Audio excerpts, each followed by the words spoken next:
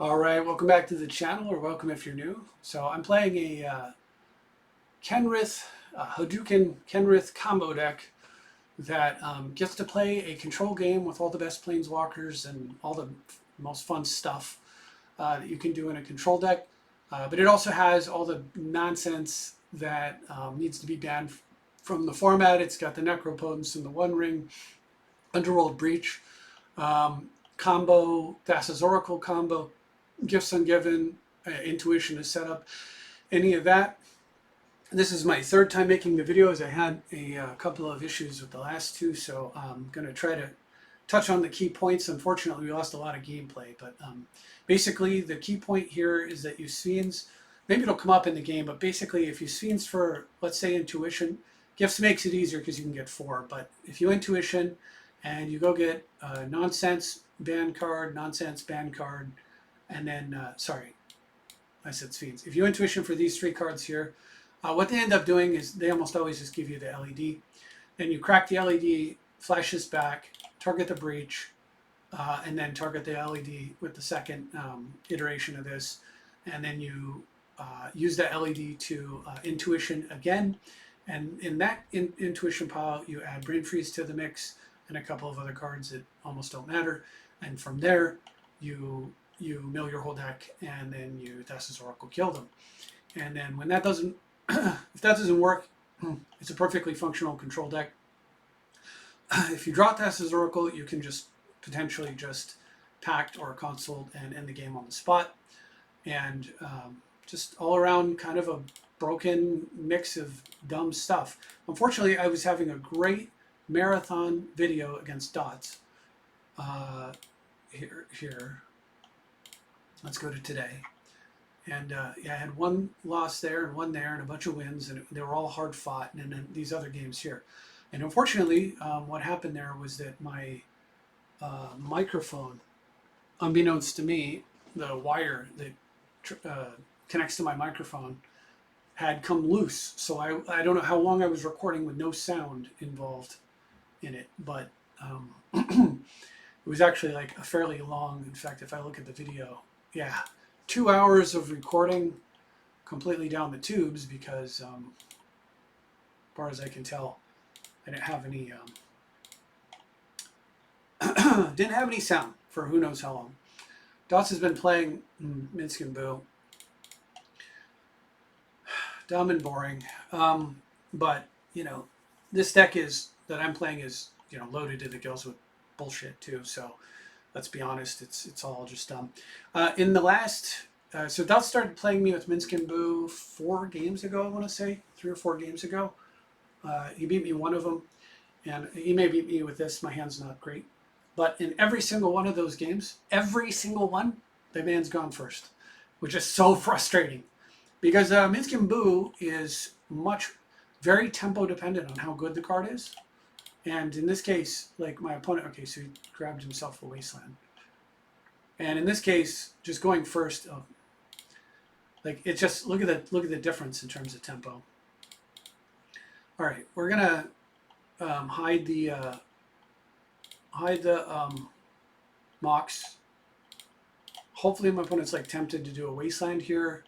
If my opponent goes land Soul Ring, then M&B comes down, and I probably can't win. So, you know, having this Skydiver is not as good as it looks.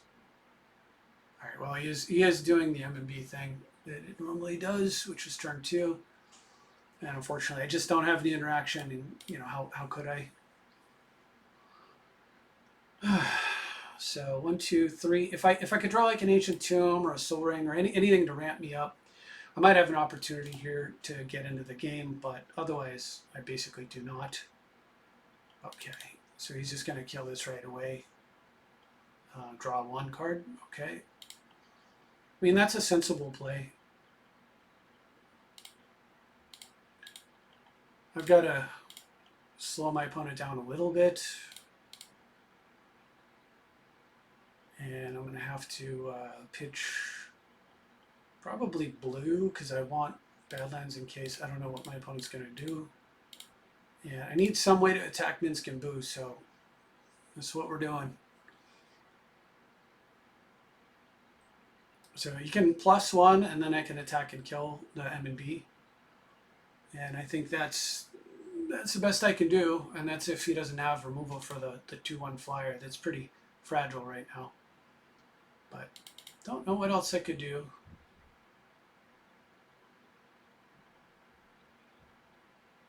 Of course, the really good thing for me would be if he makes a play that's not too disruptive, too significant, and doesn't wasteland me, because then I can, slam the One Ring, and then we're really back in the game. But something tells me that's not going to happen. Probably he's going to wasteland me, kill my Mox Diamond, and like be so far ahead that we probably lose on the back of the free 4/4 hasted trampler that comes with this commander, and the fact that my opponent killed my creature and drew a card. But it's just hard to say. Oh, lovely. So that taps for 4. All right, well,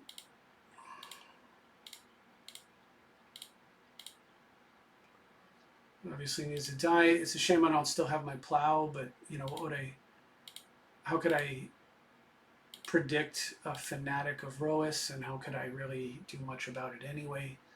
Like, because Nature's Lore, what is this? For forest and put it on the battlefield. Sorry, I had to read this card. I hate all this alternate art, or I wouldn't say hate, but I'm not a huge fan of it. But obviously people are. So I'm going to have to tempo remand no matter what my opponent's play is this turn, is what it comes down to. Because I have to find some actual business. If I can't deal with this, I need a counterspell to deal with this. But, all right. So he's got a goblin thingy. Known goblin. I don't want to put my, I might want to.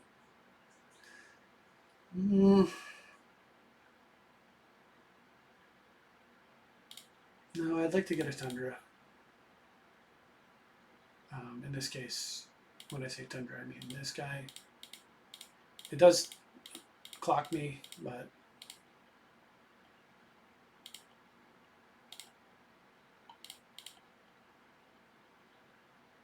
I'm not blocking with it, so nothing has reach, right? All right. Well, we're still in the game, but it's looking pretty rough.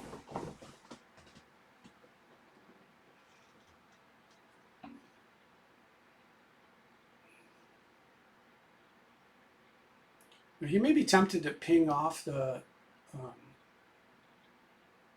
Oh, okay. He's just gonna do that. So this is bad, but it's not the worst since I drew that, and I can kill that. But and he won't have, like, the Fanatic doesn't tap for 4 anymore. So Minsk is 8 mana now. 1, 2, 3, 4, 6, 7. I mean, the deck's all mana, and he just drew 4 cards. So what are you gonna do? Not much. But hey, maybe. So I can, like, land, ping that thing, we'll draw some cards, and then maybe we can get some kind of defense going. If I can find some kind of defenses, then, maybe I'm okay. Yeah, it's just mana, infinite mana. So you're going to get that Fable down finally. Help. Oh man, all the time. You just need 1 card to win. The problem with this card, if you're ever wondering, like, why do I bitch about this card so much? It's that, well, the problem is when it's in the command zone. So because it's in the command zone, what the creature does on its own, being the hasted trampler thing that grows, is it basically eliminates all planeswalkers. So while this card is in play, you cannot play a planeswalker effectively, right? I'm going to play Ren 6, it'll die instantly. But then, because of the sacrifice effect, it eliminates all creatures, right? So you can't play a creature, you can't keep a creature in play, or a planeswalker, so you don't get either permanent. And then, because of the card draw effect, you can't afford not to do anything. So the things that you would normally use to kill the Minsc and Boo, it has to be direct damage basically, because you can't do any of that other stuff. So it just really pretty terrible design. Okay, so it's interesting. So I can tutor for anything, like a mana drain, and then I can Ren and 6 that thing off the board, and then surely it'll come back down again, but then I can drain it again. I mean, I don't see a hell of a lot of options for me right now. So I can tutor for. I should also be thinking about whether or not I can gifts kill my opponent. Maybe Minsc and Boo just, maybe none of that matters, and I just grab gifts, and then at the end of their turn I gifts kill them. That's actually really interesting. So I could fight the good fight. So I grab gifts, I play land gifts at the end of their turn. I mean, I think I just win. Yeah, let's just do that. Well, let's just play land, yield through the turn. I actually don't want to fresh. I mean, this is going to hit pretty hard. He's got some card selection here. There's a lot that can go wrong with this. But like, was I really going to win from this position with a mana drain but no way to clear the board? Minsc and Boo would be dead. I'd mana drain. I'd take a shit ton of damage. I'd have to tap the One Ring and then just pray that it finds me. I mean, I guess the mana drain and the Kenrith would solidify the board, so maybe that's not entirely true.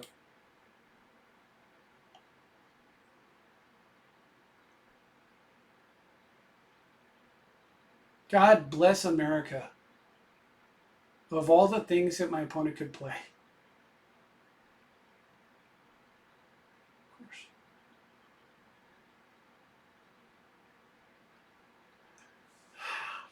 How does he do it every time? Do I want to deal with this, or do I just want to concede? I guess mana drain was the correct choice.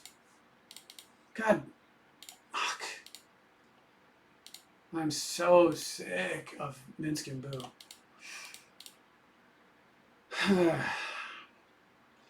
If it just wasn't in the command zone, like I'm okay with it in the deck, but they don't have that rule, and it's just too damn good to be in the command zone. Oh well. I mean, if I tutor for mana drain there, I think I might be okay. I really should have. My opponent was really low on resources. I knew that. I probably should have just gone for it. If I tutor for mana drain there, I ping the Minsc and Boo, pass. Opponent's going to still make the 6-drop. I'm going to drain it. We're going to get Kenrith going. Like, it's not, I don't know. I'm not a dog to lose, but it's definitely a hard scenario. So what am I doing against Dots? It's hard to tell. I don't remember where he stopped playing. So he was playing a mono green deck, and he was playing lands, and then he switched over to Minsc and Boo. Somewhere around here. I think I'm 3-2 against it or something. So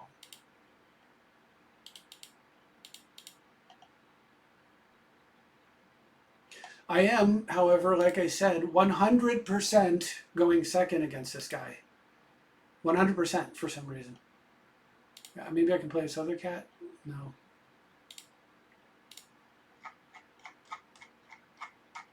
I always find it a little frustrating. Players don't put what bracket they want to play. I jump in their game, play them with CEDH. They whine and complain, block me or whatever. But just save us all the trouble and put what you don't want to face in your comments, maybe. I don't know. I guess my opponent can do what he wants. Doesn't have to do it my way, but it just seems kind of dumb way to waste everybody's time instead of being clear about what you got going on.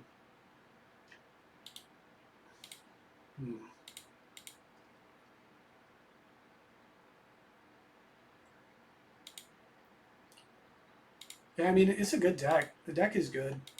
It's just there's stuff that can't be solved. There is incidentally another interesting. if you've like forced with your Thassa's Oracle or whatever and you're not going for that, you can intuition just for like loam and strip mine, and then whatever, probably Mystic Sanctuary. All right, well, more M&B, no Animar is what it is. New opponent. Okay, well, we got to mulligan that one. And we got to mulligan that one. Brutal. We need a hand that can, you know, play cards on turn one. Play something. Or turn two. Or any turn. Yeah. Animar, huh? Pro white and black is my main removal. I can deluge it, I can jace it, I can M&B it. That's about it. If I need to kill the thing. Hello? Hello? Hello? What's going on here?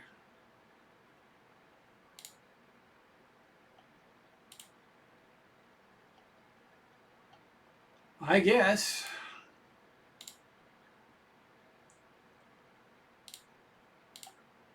I guess this will do. It's going to have to do.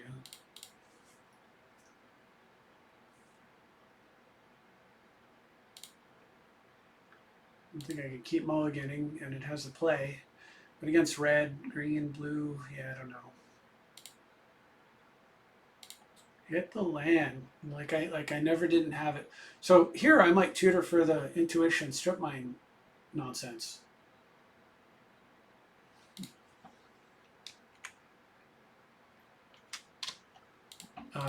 This keeps me on mana drain if they goes like Sylvan, and then which would I can power it into the intuition. So I don't need extra cards just yet.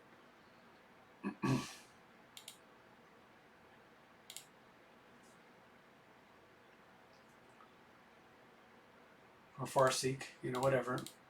So we're going to mana drain that thing.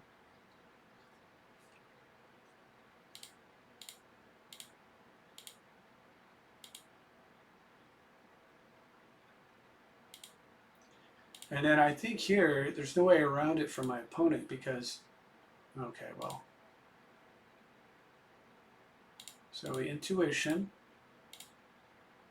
And we go for the strip mine combo. I completely brain farted on this ability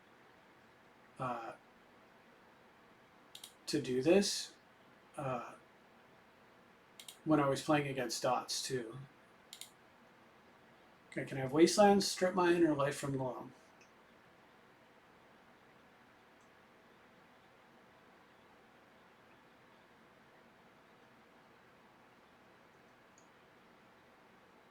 You probably don't want to give me Loam.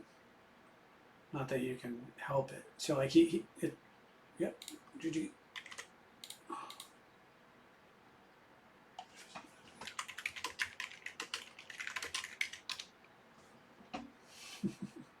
So yeah, we just present him with this Life from Loam, Wasteland, Strip Mine, and then my opponent has to give me one of them. So the best choice for him is actually Loam, ironically, because then I have to spend the mana and then I waste him and I can't do anything else for the turn. But if he gives me just like Wasteland, you know, we take out one of his.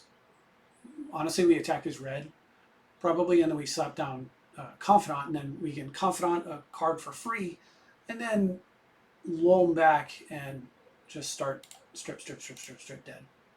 So very, very, very fast kill.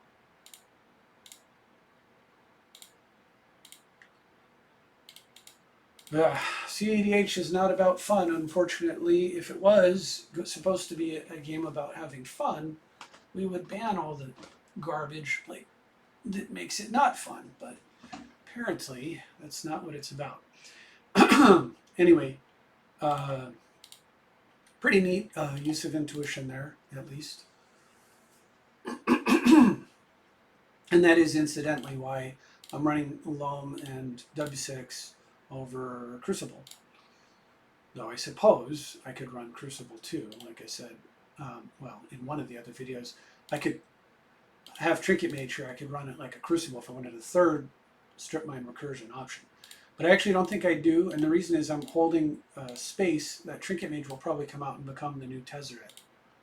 Jace, Vrins, JVP, okay. Opponent went first too. What a shame. Alright. Well, let's get the bird down.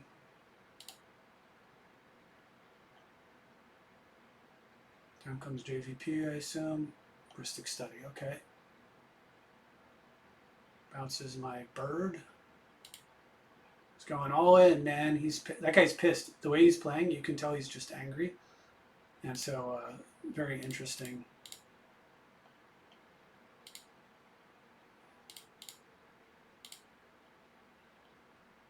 Like, he's mad about the last game.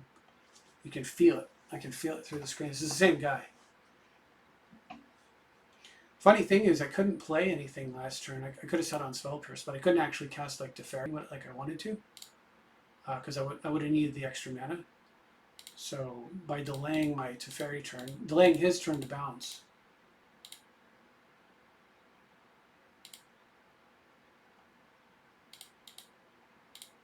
he actually got me to Teferi mana here. And I thought about piercing. Or rather, letting him have a card in order to pierce.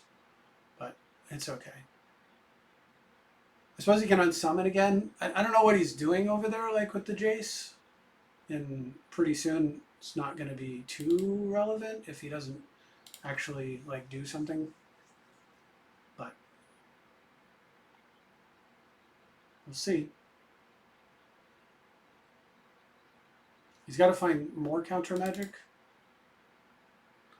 Soul Ring and Heuristic Study is a real pain in the ass, I can tell you that. And an Ancient Tomb and a Jace, lovely. Okay. Don't mind too much.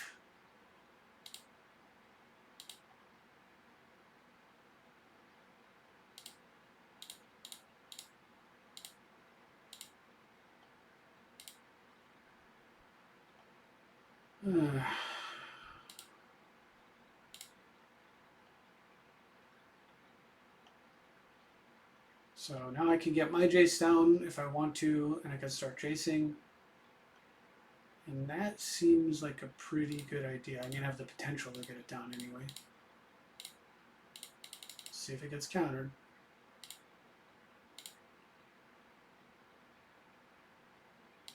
Excellent. So I can bounce his guy. I mean, he'll get to probe and like flip it. Does that matter too much?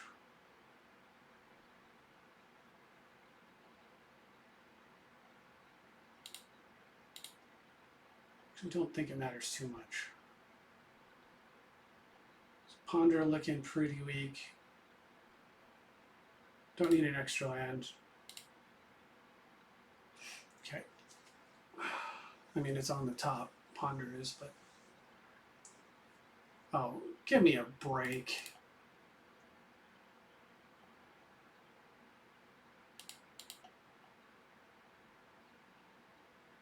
Time walk, time walk. Really?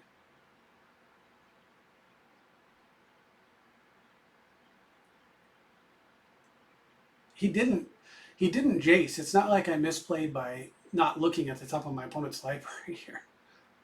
I suppose I could have bounced the Jace like I said, but... Okay, so it's just take extra turns deck? I guess I should have bounced the Jace.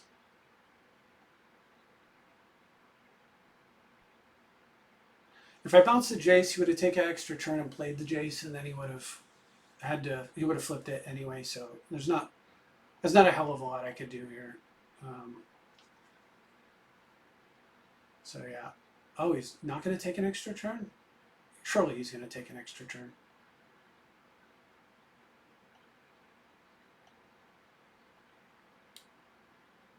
Sure, you can have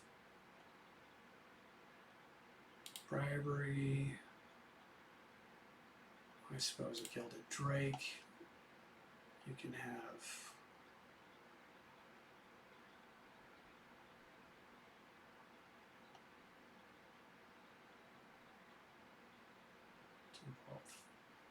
Do I want to give him mana or what?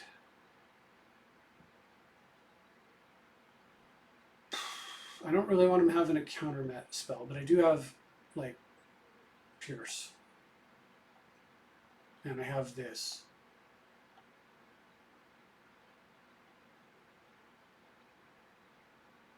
Bribery doesn't, I don't think it hurts me too badly.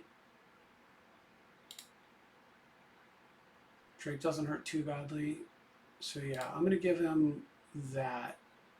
And this way he can't, I should have put the 5s away from the land so that he couldn't, yeah, that's fine. Island, Drake, Bribery. Yeah, so he wanted the counterspell, obviously, because he's winning. Stupid thing. So he's got the counterspell, and he's got the bounce.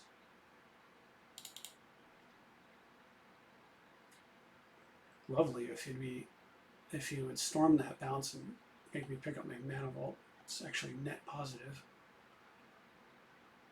Jesus Christ, dude. I didn't realize there was another turn coming. I don't think this is winnable. Maybe I should have. Maybe I should have been more aggressive with the Teferi into Pierce. Teferi into Pierce, bounce the Ristic Study, I guess.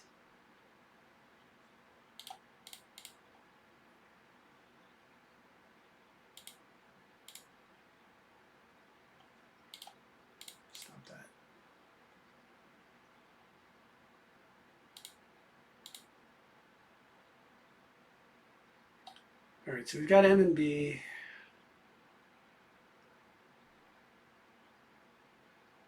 What am I going to do? I have to spend bonus mana on everything if I don't want him to, you know, Ristic me. I know I'm going to put at least one land away, and it wants to go on top so that I can always draw a land. And I think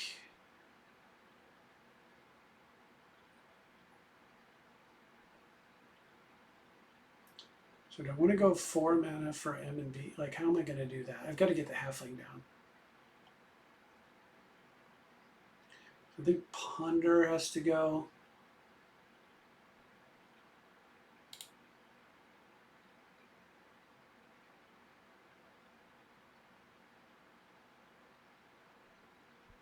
And Badlands, because they need more blue.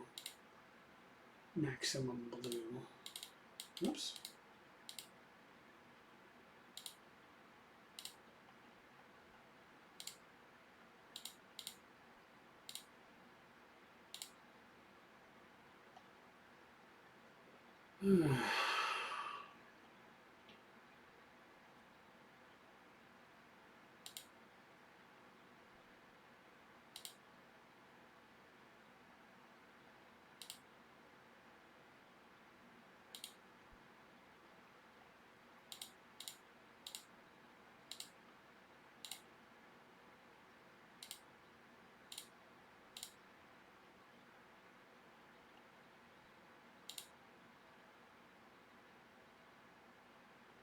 I should have led with the bird there. Definite misplay. Would have Essence scattered the bird, and then it would have had my guy. But I don't know. I don't know how much counter magic my opponent's playing for actual counter spells. All right, we got force up now, and we can pay for it.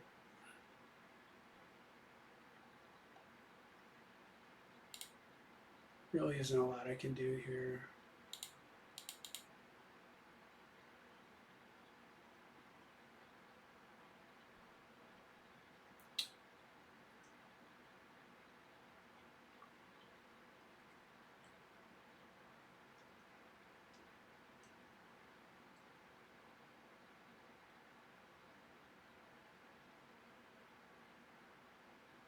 It's all pretty messed up.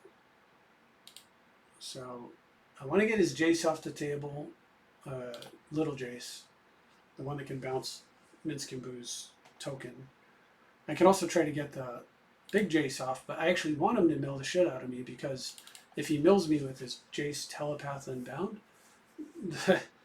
the That's how my deck wins the game. So unless it actually kills me the turn that he does it, you know, he could mill like 99% of my deck and leave a single card, whatever that is, and then I can just kill him from the graveyard. So Ancestral Visions. This guy's playing all the funky hits. So now he's got the Storm Bounce card.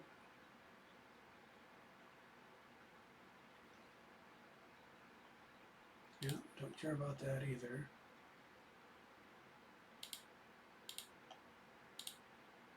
Huh.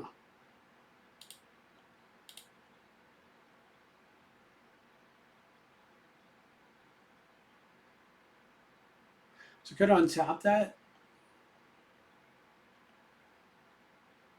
Like waiting on Minsky and Boost, so that way I'd be able to play it, pay the cost, hard cast the Force of Negation.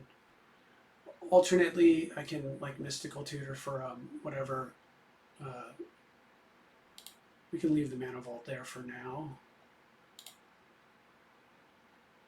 So we knew that was there. I'm going to do this. Put this back. We got to hit a land drop.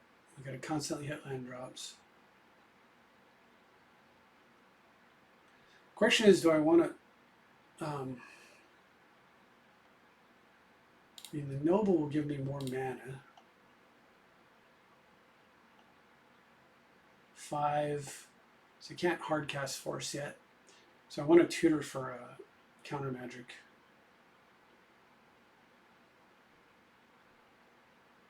I can also go for my commander here, but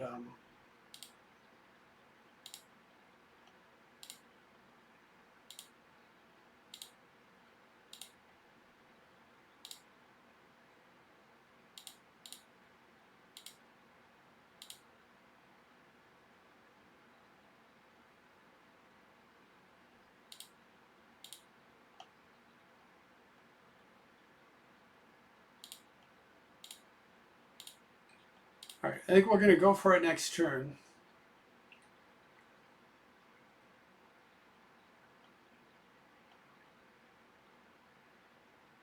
He's got that temporal, I can't remember if it's an instant though. The Storm card? Oh, he's got Dig Through Time. Yeah, I mean, I can't really fight over any of this.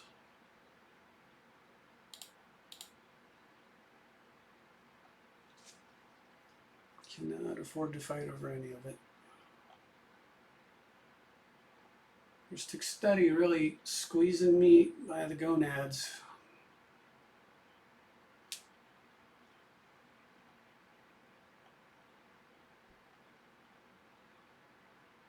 Got me in a vice.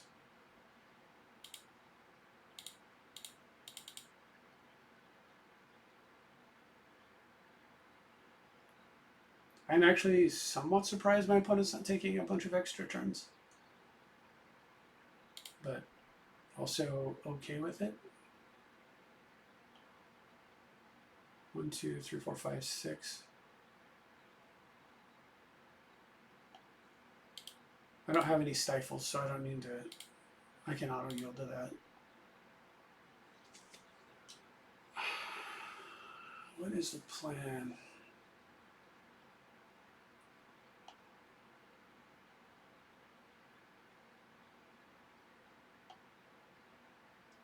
Yeah, if he leaves 3 mana untapped and does do the Walk of the Aeons, I can force a negation and pay.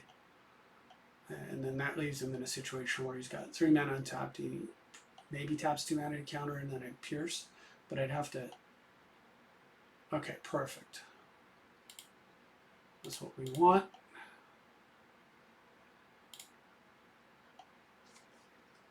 I do need to tutor up something good here. Pretty quick.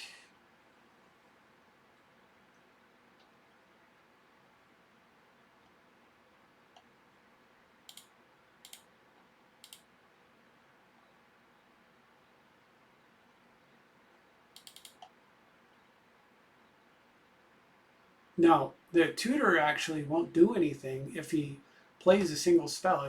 I'll just mill off the card that I want. So there's an argument to hold it just for the force of negation. But I know I don't want the next card on top of my deck, so getting rid of that is not the worst thing either.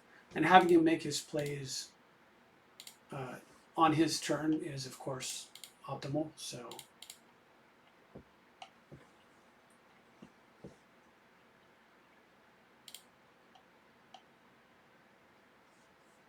I could get Loam here in order to, but I think that the card I want is Fiend's Wreck.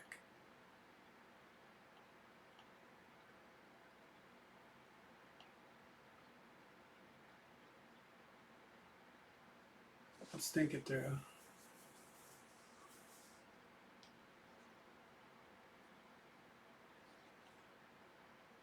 I can also try to get like a free-ish counter to fight that battle, free or cheap.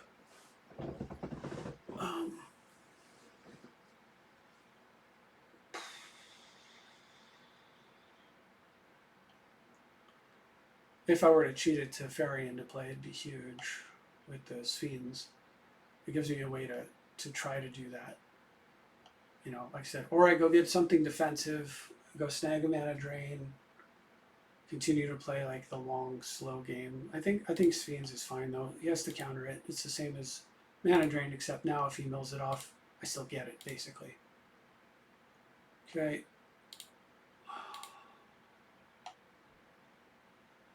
So not Mox Diamond.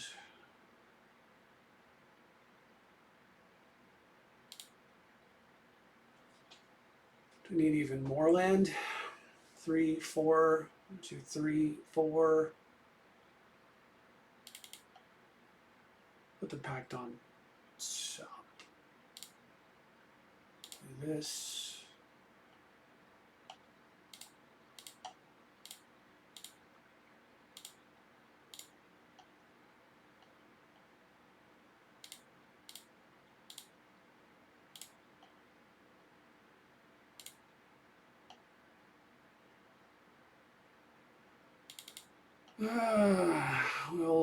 We'll pay.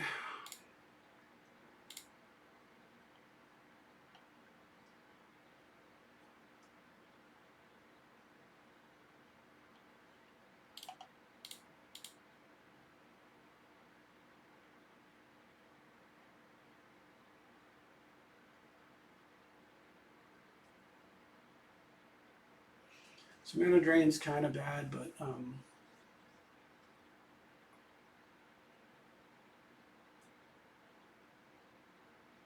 I mean, my opponent's got way more counters than me. Let's fetch while I can.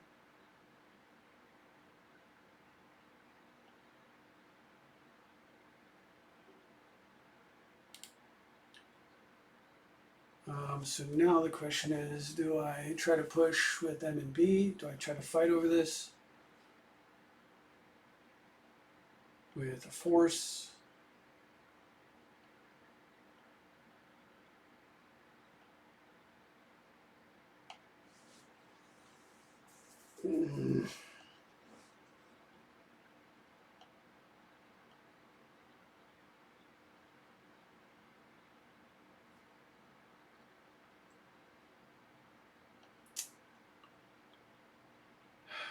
I don't think I can win this fight, actually.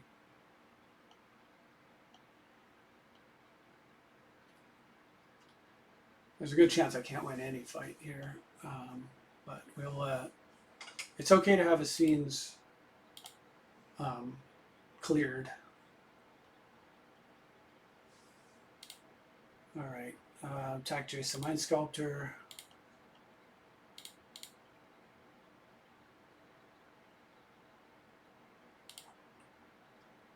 I should have done it with the bird, with the because if he has Snapcaster, so that might have been a throw right there.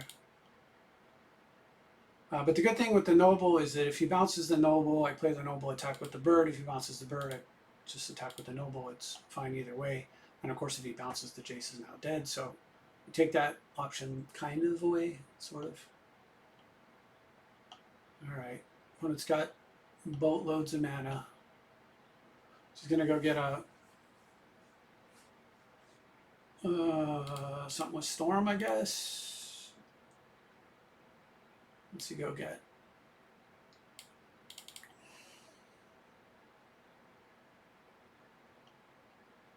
High Tide. Lovely. Well, High Tide allows me to at least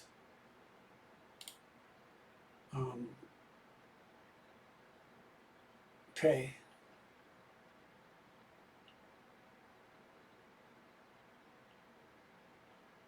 So what you want to do is just let this go. I mean, it's not what I want to do, but it's what I have to do.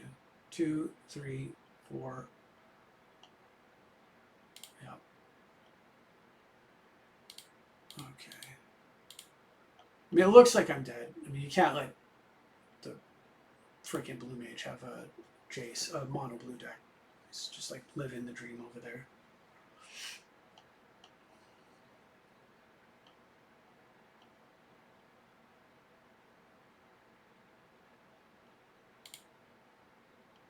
Alright, Stemcaster. I died again. What is the big payout? There's Breach. So, I mean, if I don't die this turn, I will. But if I didn't, I'm going to let him have cards, by the way. But there's no way I can pierce anything, so. Okay, his commander comes down. That means, so far, none of this is a problem. If he bounces a bunch of my shit, which is what I'm expecting to happen. Honestly, not too much of any of that is a problem. Rift.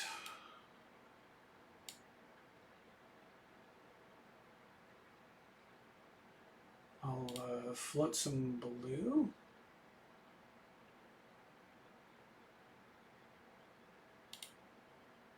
Well, I mean, with this, I can force with like Jace, and then I can pierce afterwards. I actually don't need to float any blue. Okay. I mean, I should have.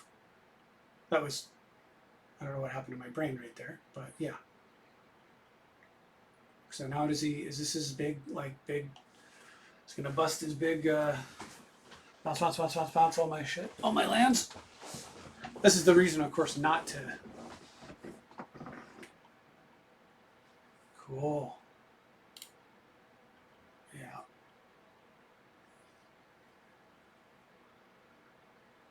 All right. Well.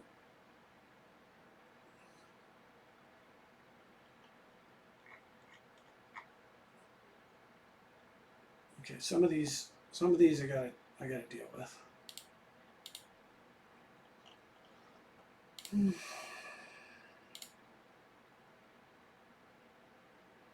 All right. Let's try and stop that one.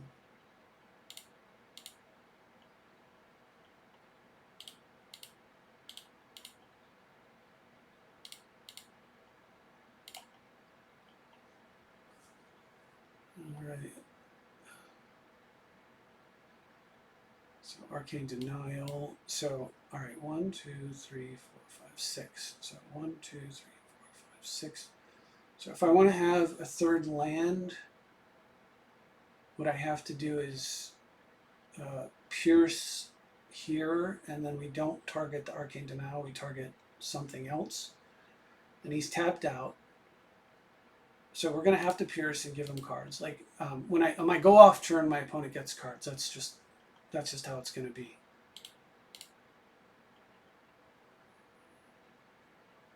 So we're going to pierce that one.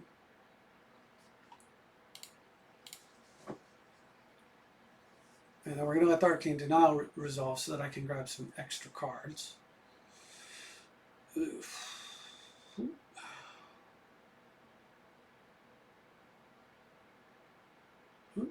Okay.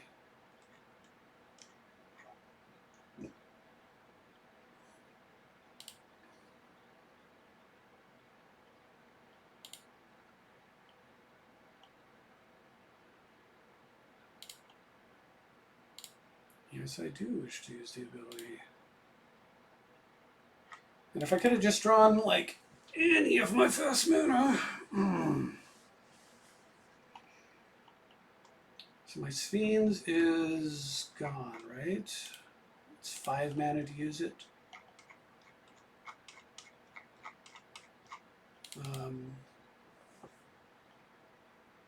So you can win next turn theoretically.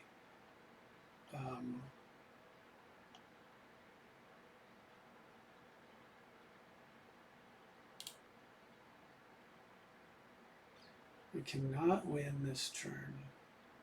So I'm going to give my opponent 2 cards, play a couple of birds, and then I probably lose like almost 100%. Give him 1 card, he's going to chase.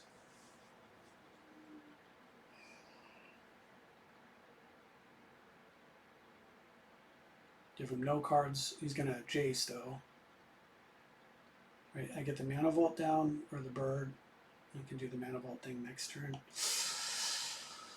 Like I said, on the go off turn, because of that,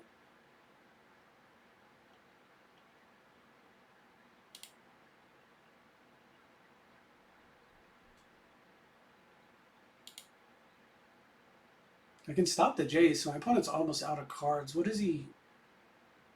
Is he dig again?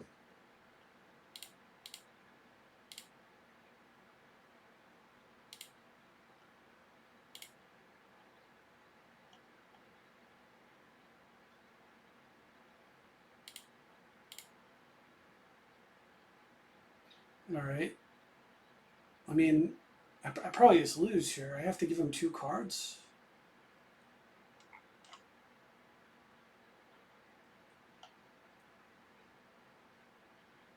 I really want mana.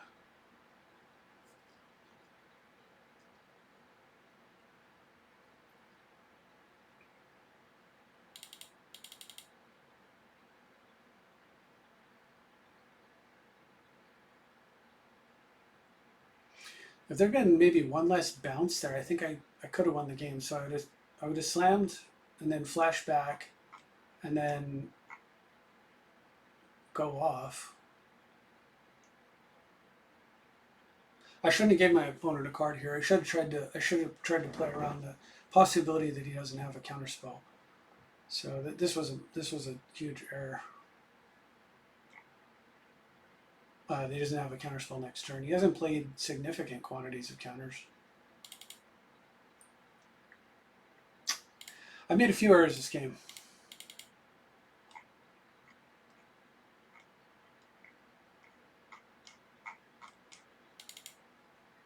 I can't also have to be careful about how many cards I give him because of the fuel, but oh well.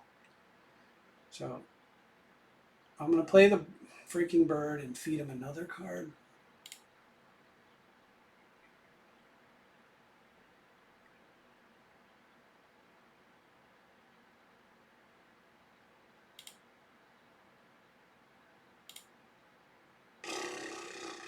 Does that make any sense?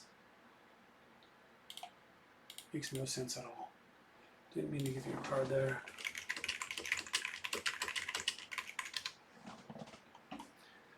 Yeah, did not want to give you that card.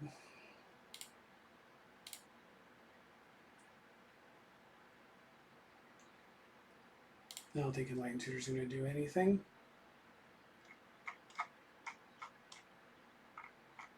There is a LED, yeah. I saw all the crap hit my. Basically, I can win the game on the spot, but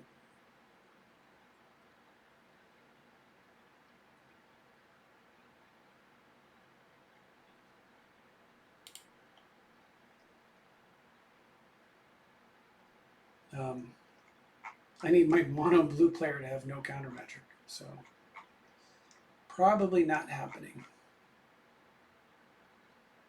But who knows? Who knows?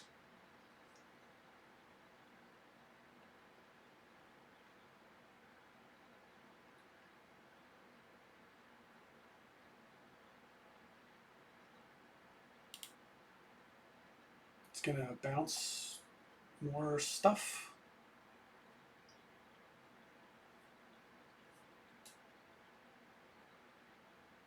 Has he played, how many spells has he played?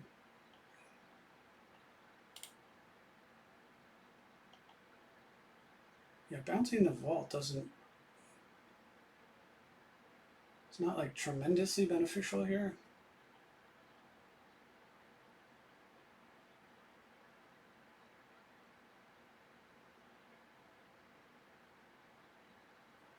So I can float mana for what? I mean, I could make him tap 3 lands.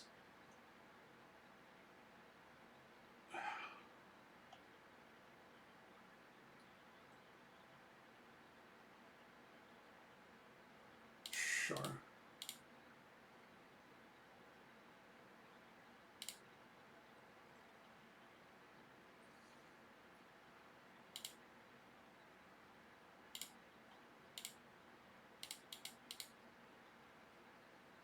So if I played the bird last turn, would it have made a difference? The extra card would just be more fuel for the bounce, probably.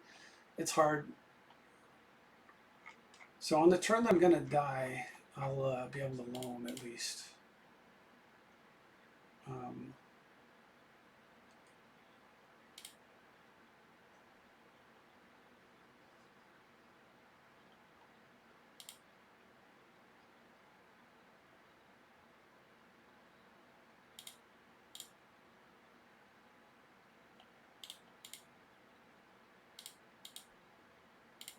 All right, let's try to get a vault into play. Okay. No vault for me. We got to discard Trinket Mage. That thing, like, on suspend for this entire game, basically.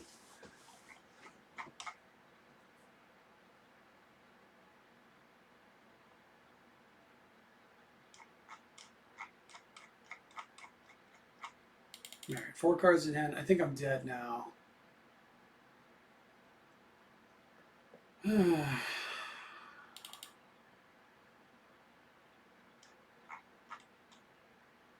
If only I had just kept the Svians in my hand. But then I wouldn't have drawn out the counter earlier. It's just Soul Ring and Touristic Study on before I get to play the game is just, I don't know.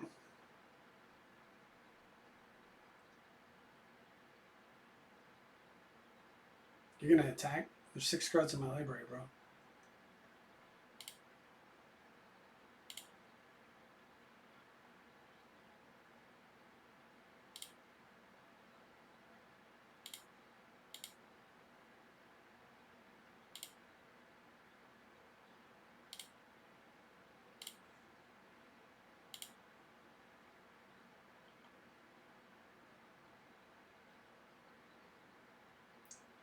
Five now.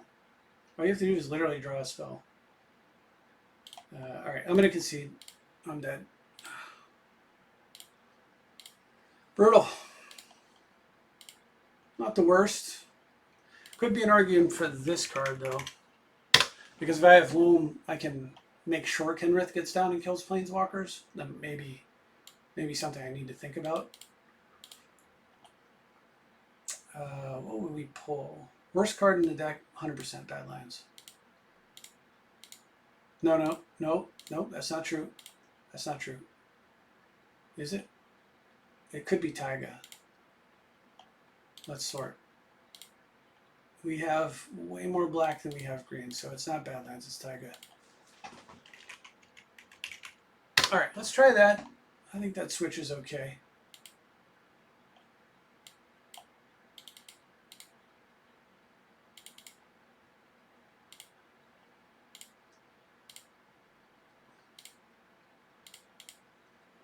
So that's one card that I just, because I couldn't loam, so I couldn't loam into anything meaningful against that opponent because the mana ramp was too high.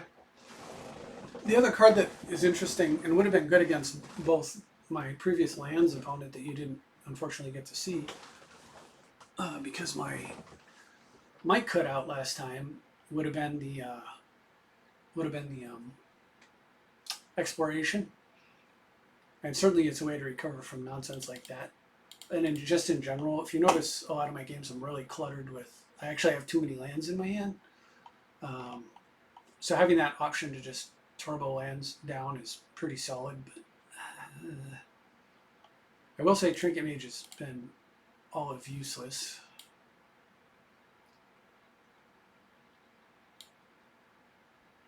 I guess if I had Petal in the deck, you know, that would be another ramp option. I could also consider trying to get a few more, just more artifact mana in here. It does play out kind of slowly. I don't like that. If I was going to try to do that, what moxes, like what would I try to sneak into the deck? It would be, it would have to be Opal, but then it would also be Talismans, which I do love, but boy, does it make you weak against. Still, I'm playing these really fair games where, like, so if I ran, say, the blue-based Talismans, and maybe Opal.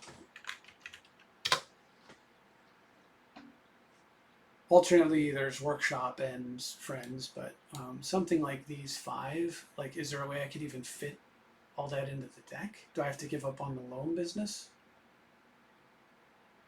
I'm also very down on this card.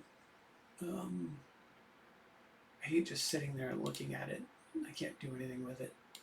So I was going to cut, maybe I would cut that and this and this.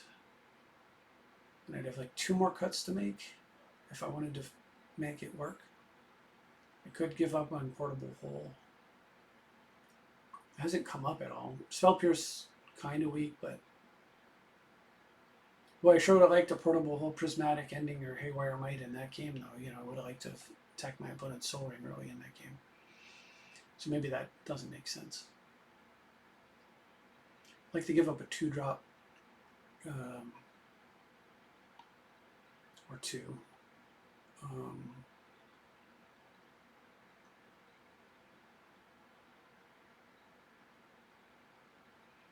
I could just give up the Pact thing altogether with the Oracle and just focus on the main combo.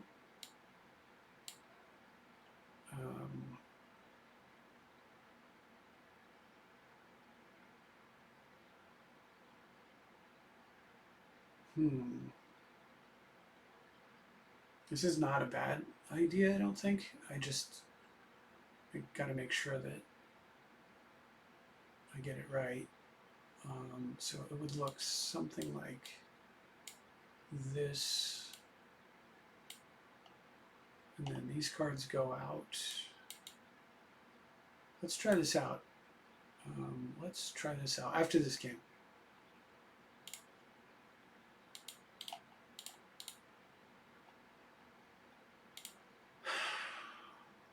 Mulligan City, man.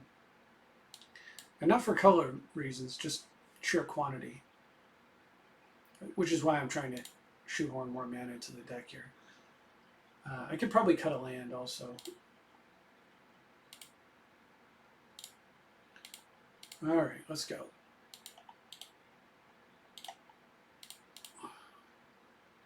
Against Vivi. Marnitier. Well, I'm not sure. I'm going first, which definitely helps. What do I cut? I need to cut a card from this. It's here. I want to cut this damn thing. You can just win by milling your opponent out, even if you don't have Oracle in your deck. So it's not at all necessary. What is going on here? Huh?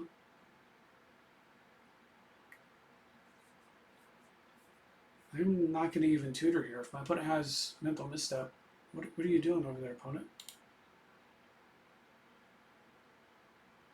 I don't want to let him have a profitable play. I can wait. I have Remand.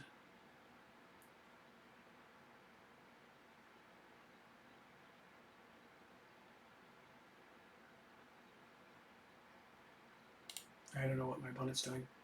Yeah, I could actually pull the Oracle out. I don't need the Oracle combo. The thing is, you brain freeze and then you brain freeze them and you kill them, right? You brain freeze their whole deck away. And if they have the Guy's Blessing, then they have the Guy's Blessing, but or an Eldrazi. But in most cases, you know, that's a win.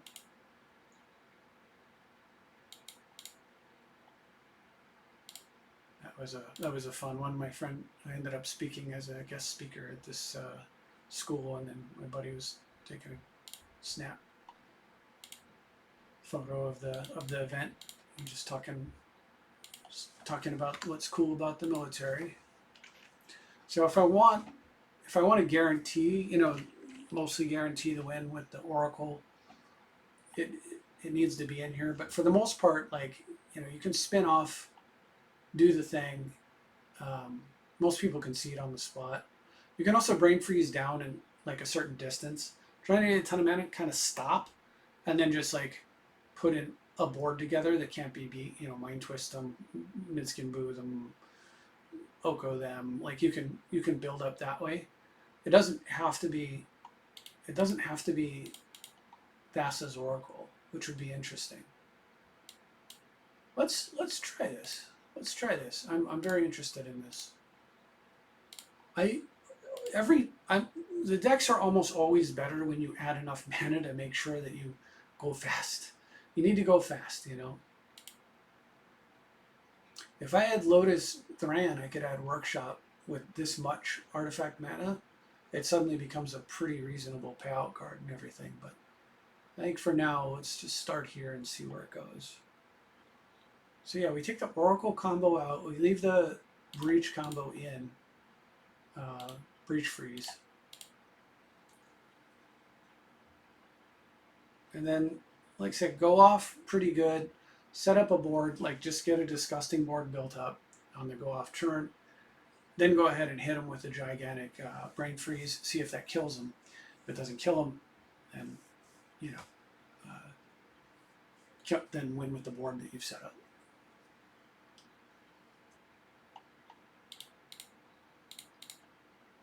Yeah, I think that's actually better.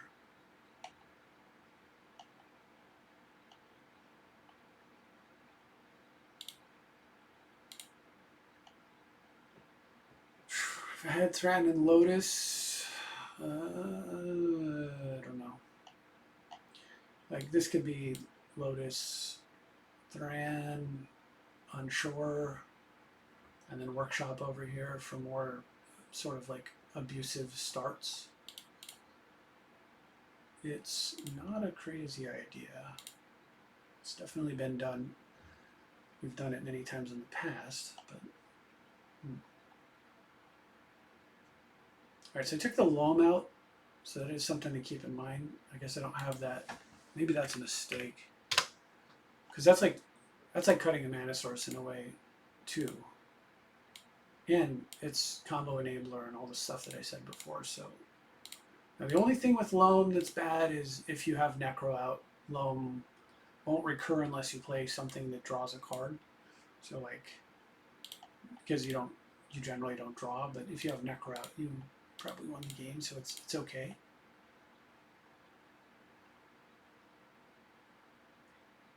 Maybe I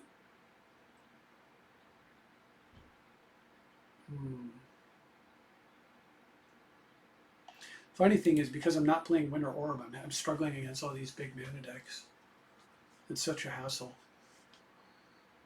Or Armageddon or something like that. So I do think I want the loam. I do think cutting that that's too aggressive.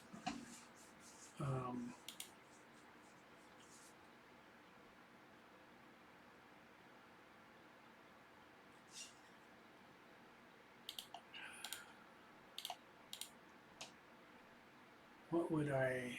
Because like you saw by the intuition turn, it's a card that can just single-handedly win a game.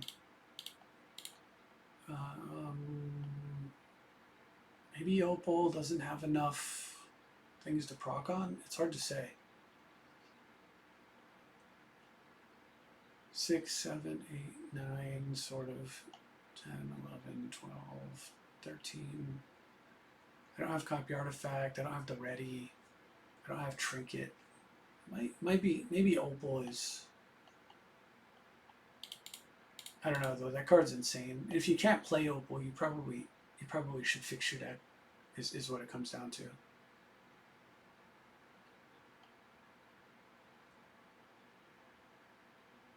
So with that in mind, I do desire the Loam. Loam Tender is just crazy mana ramp.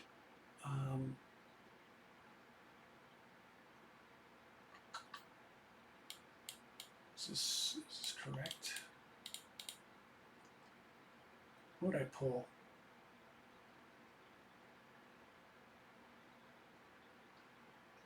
I've got to pull something.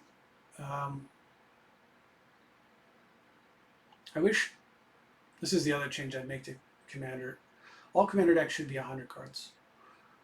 Having partners should not give you the benefit of thinning your deck and drawing your Soul Ring more often than the other guy. It makes no sense. And in this case, you know, I'm just saying it because it would solve this slight conundrum that I'm facing here about what to cut. Could cut one of my junky lands. I cut the Taiga, because I could cut the Badlands. The red producing lands are the weakest ones. I think that's okay. 32 lands and a Loam to get it, but I also added 4 or 5 mana sources, so I think that's probably fine. That all costs 2 or less.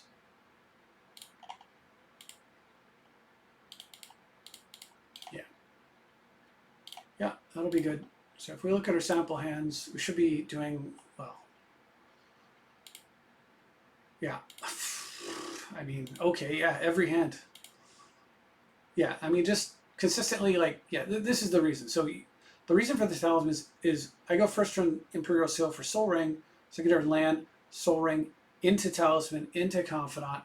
Way, way, way, way better. You take the Talisman out of the equation, I go Soul Ring, Confidant, say they blow up the Soul Ring, and then I'm not ramped, and then, you know, it's just so much slower, right? But if I get the Soul Ring, Talisman, Confidant play off, and they blow up the Soul Ring, I'm still ahead.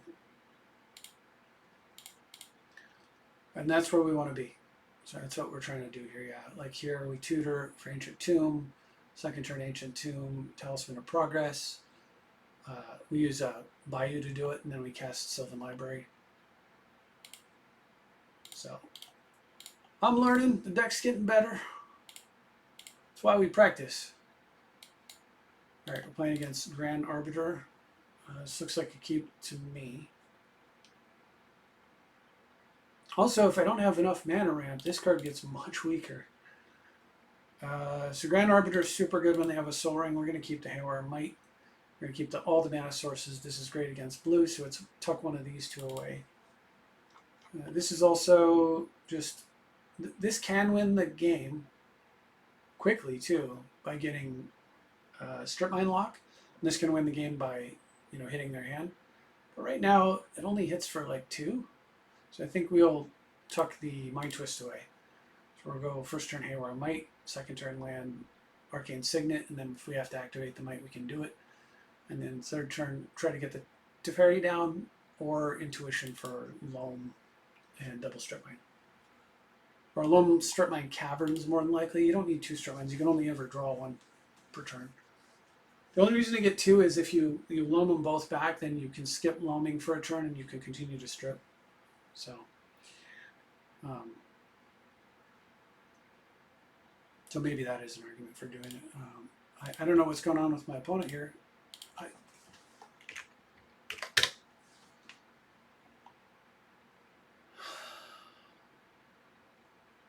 What? I mean, okay. I don't understand. This happens somewhat frequently too. It's so strange. Man, all the really good games that I had getting lost by the freaking bug, the Dots Marathon here would have been really interesting. What my total record was break even, come out ahead, break even. So I was ahead here, break even here. Of course, that was with the, and then Sins here came in hard, aggressively beat me. Good on you. I think you made my deck better though. Probably had just too much clutter in here. It should be stronger. We need speed, maximum speed. So, yeah. Jeez, man. Let's draw another hand. Yeah, here's a. This is an exact hand. You know, first turn City of Brass Soul Ring it's a great start, and then nothing in my hand's playable without that talisman added in. Boom, boom, boom, and then second turn land. We're off to the races. Play Kenrith probably. Give him a turn on this. That way I get my guardianship up, and then with the guardianship up, slap him with the Minskin Boo or a Frog or whatever. So insane. So much better. All right. See some of these other hands. Obviously, of course, Soul Ring does have a tendency to make hands look great, but having talismans makes Soul Ring hands better. So let's do that. And first turn Haywire Might. Second turn probably Sylvan. Yeah. Just so we can start drawing extra cards and then get something going. Perfectly good hand. Like, it's just so exciting to have all that mana. Yeah. Mana into mana, mana, mana, mana with Soul Ring up, and then we can do the Kenrith thing. Yeah, this is better. Opal Hill here looking a little suspicious. So I can tutor Imperial Seal for like a Soul Ring off of green black, and then draw Soul Ring, and then play Halfling. It's so clunky. Probably mulligan this hand. You know, I might keep it, but more than likely not. It's an okay keep. Not exciting. Yeah, see, it's just so much better. First turn tutor for Soul Ring, second turn land. Slap that Soul Ring into play. So we get a scrub land here, I think. Or Tundra. We want to get up for the Necro, so we scrub land. Yeah, scrub land, Enlightened Tutor for Soul Ring. Next turn, play the blue-black. Use scrub. Cast a Soul Ring. Soul Ring into Signet, and then we have blue-black, or anything black. Scrub, Soul Ring. So then we counter their play, and then on our turn, we Necro. Win game. All right. So obviously, again, all these test hands, my opponent has something to say about them. We're just looking to see what the hand could do, you know, under ideal circumstances. This is keepable, but this is risky. And actually, it's not keepable. Sorry, there's no ramp in this hand at all. That's not keepable. All right, this one can be. I don't know if Karn's going to be good. I don't know if Loam's going to be good. Guardianship's a long ways away. Karn can save me in a pinch, or it can be complete dog crap. There's no way to know. I think I get rid of Fierce, though, because I need to get this down. And I want to Talisman Tutor, possibly. But I also have Loam in case I, like, say I draw Fetch. I can crack Fetch, play Talisman, cast Loam.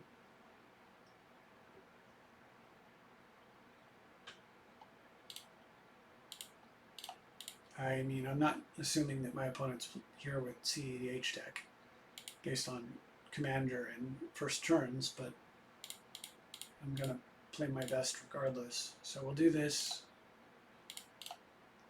Very glad I added these talismans. Very, very, very glad I added these talismans. So what I'm going to tutor for here, let's see if you can figure it out. I'm going to tutor for 2 lands. That's your big hint. Or at least that's the plan.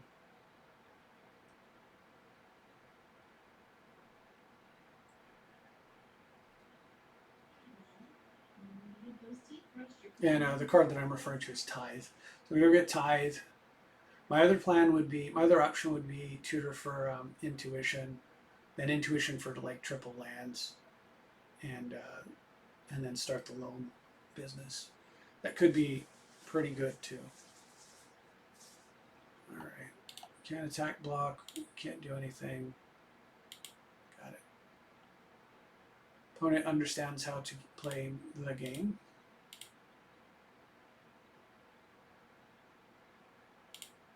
All right, let's go get Tithe.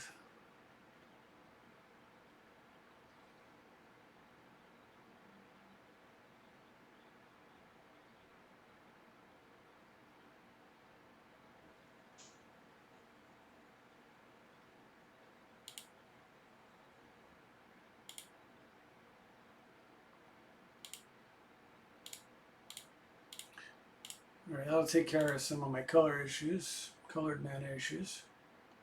Certainly don't have to be overly concerned with the white mana at this point. So let's get black and red.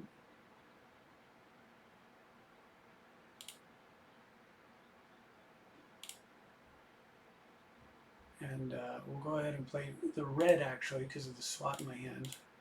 And then I'm going to just loam for nothing. So that if I want to mill off the loam, I have the option to do it.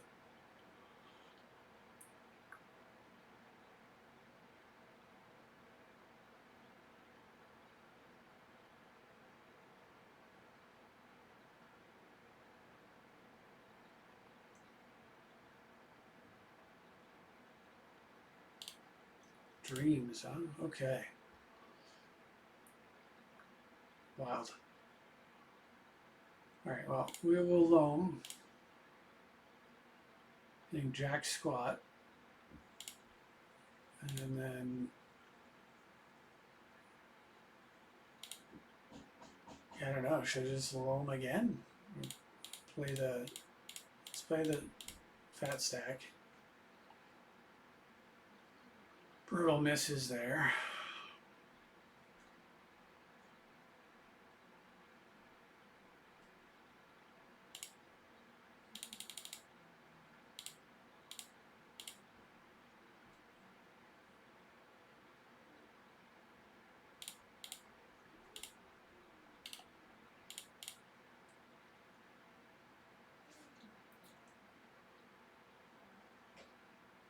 I will probably, well, I mean, we're going to draw and see what we get, and then I got to think about whether or not I should actually be continuing to hope to hit with a loam or just natural draw, wait till I find.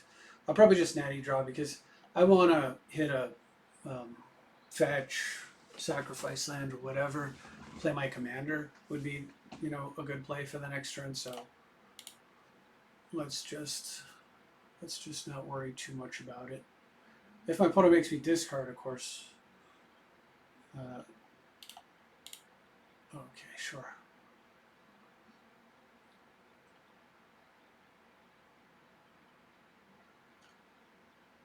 This is just a matter of what is my deck doing. All right. So land is good for me here. Non-land is good for me here. So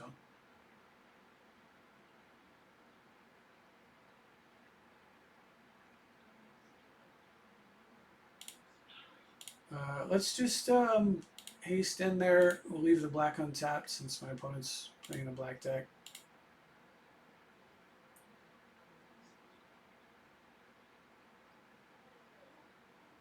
See what I get from him.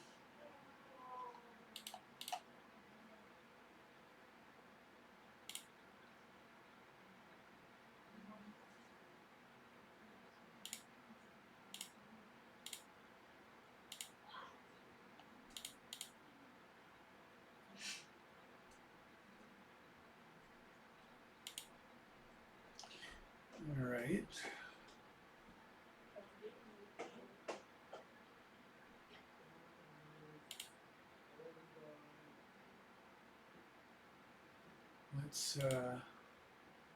Let's proceed with the turn there, opponent. Sorry, I'm not sure what's going on with this. When this creature enters, draw a card. Yeah. Thanks. I like that.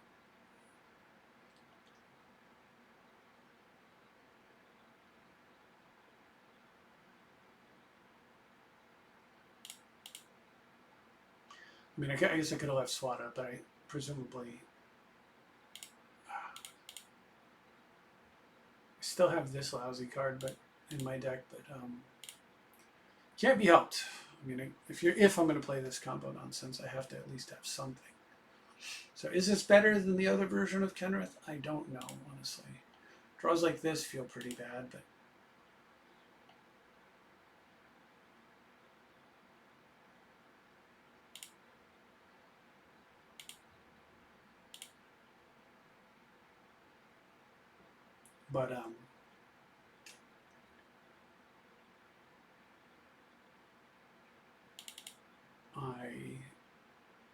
I just don't know.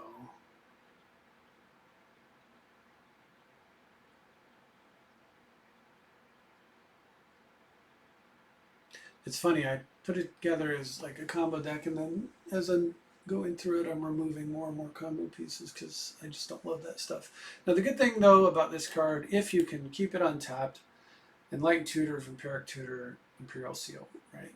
In my opponent's deck, any of those cards could be something my opponent's running, and this is actually like a counterspell for those. So it's not the worst. I also have the opportunity to brain freeze myself and charge up my life from Mom. So now that I'm thinking about it, actually, this is probably okay.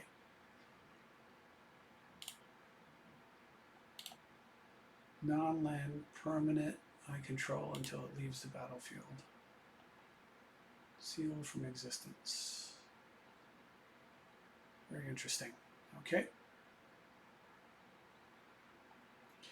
Now, if I'd left the SWAT up, I could redirect that, and I would redirect it at my Noble Hierarch. It's not doing a hell of a lot, but this will be fine. So the Karn is sealed away. So does that mean my opponent has a bunch of artifacts, or what does that indicate? It doesn't feel like my opponent has that.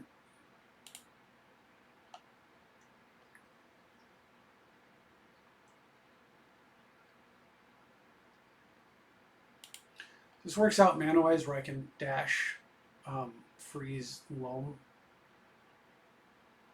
So we'll see about maybe making that run of plays here.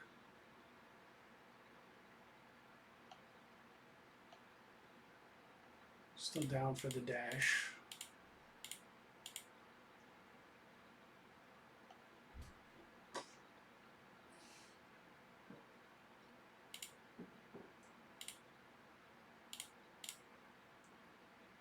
This doesn't actually increase my clock, so no point in tapping something that could block something with haste.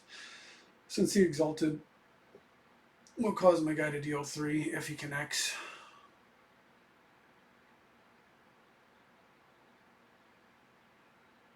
Oh, okay.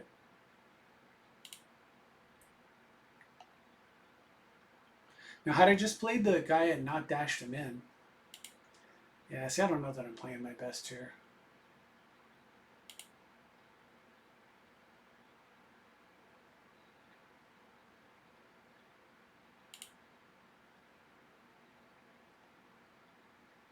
So I could just sit on the SWAT and like continue to do like sort of defensive, like, I don't know. My opponent's playing a lot of stuff that targets my stuff. Or I can get the Oko down and then worry about the other stuff later. Let's just get Oko down. It was a good draw. I will not turn Ragavan into a creature that doesn't bounce. I will go ahead and just prep Oko to handle my opponent's commander here.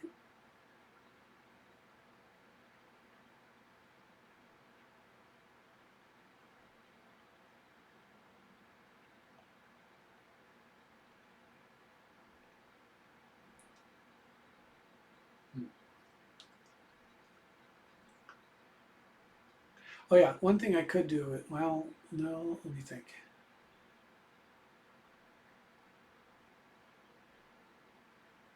Well, scratch whatever I was going to say at any rate. Underworld Dreams. I don't. This looks like a pre-con. Like, why am I struggling? Well, I know why.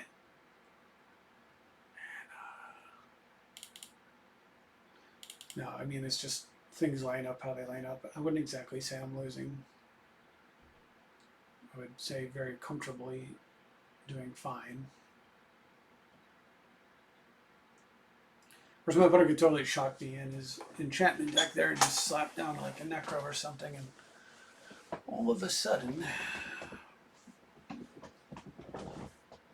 Alright, you got another spell to trigger this thing? As if not, it is a 3/3 with no abilities. Or... no, it's just mine. Ah. Interesting.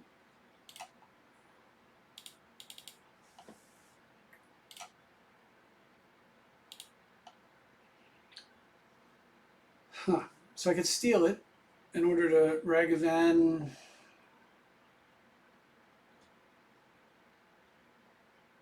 That'd be, I don't know, that'd be interesting. Opponent's got a, there's merit for my opponent killing it now, unfortunately.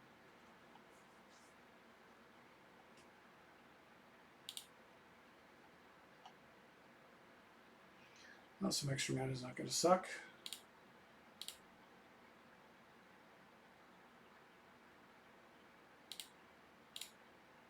Let's switch.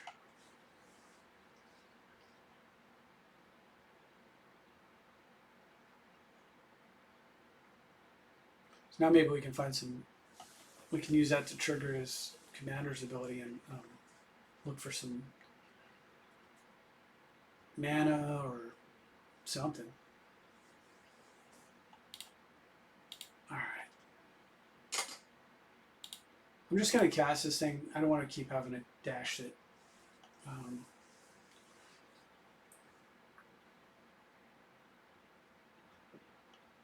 And I can do a big brain freeze on myself. And I won't be able to loam this turn, but that is okay.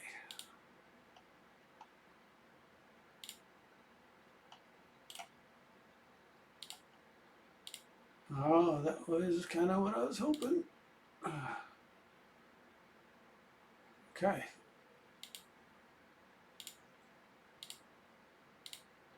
Well, with that, we're gonna stop. I was gonna loam, but nope, not gonna do that. We're just gonna sit on mana drain and see what my opponent does. I can always brain freeze on their turn.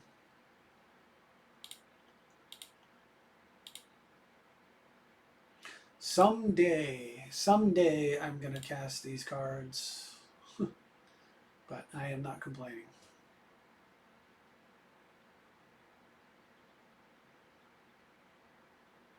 Man, I'm loving the talismans already. It was a mistake not to run them in my 5-color deck.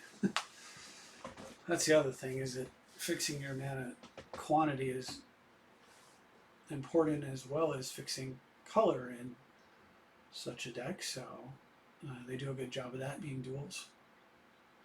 And they'll provide the primary color. They're the 4 blue ones. So, which is why I could safely play this one and snag that mana drain and play it. I do very much miss the utility of Winter Orb, though, against stuff like this. Destroy all creatures. Does this even have the enchantment on it? Oh no, it's enchant creature you control, so it doesn't for that exact reason. So he would kill all this stuff. And I could just go back to doing my thing, or I could counter it and then continue to abuse him with his own commander. That's got to be correct, right? Right. Normally I don't like countering stuff like this. Just let him have it, sit on the mana drain, brain freeze end of turn, loam, sit on the mana drain. But these are powerful and I'm pretty far ahead, and this pumps mana into my commander, so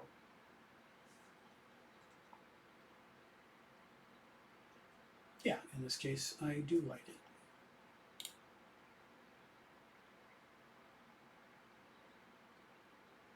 Holy crap, we drew land. I'll get the SWAT on board.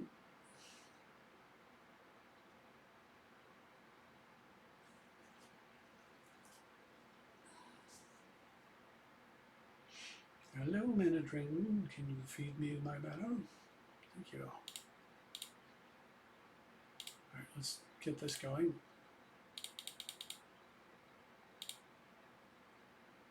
Now, if I'd used the white here and I did it the other way, I could have actually like animated Tamio or Confidant here.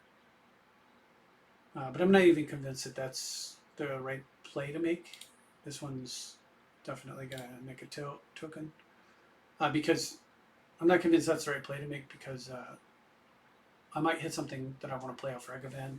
And I can do that later. So we'll just Brain Freeze now just to conserve the mana. And then put that on the stack.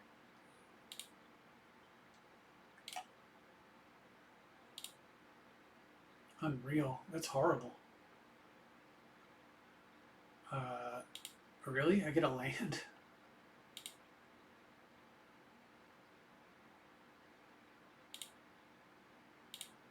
Alright, let's just mill off a bunch of stuff. Well, the days of loam being useless are over, at least.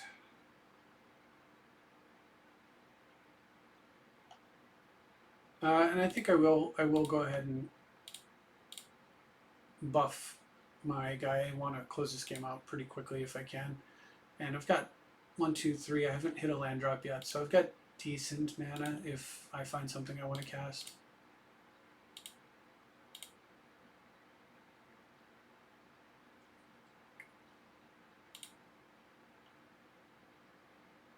With the Ragavan.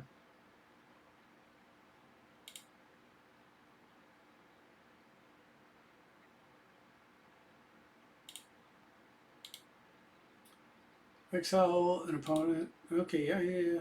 Let's do that. Let's get some more green into play. Between green and red, green's more better because we can pump multiple times.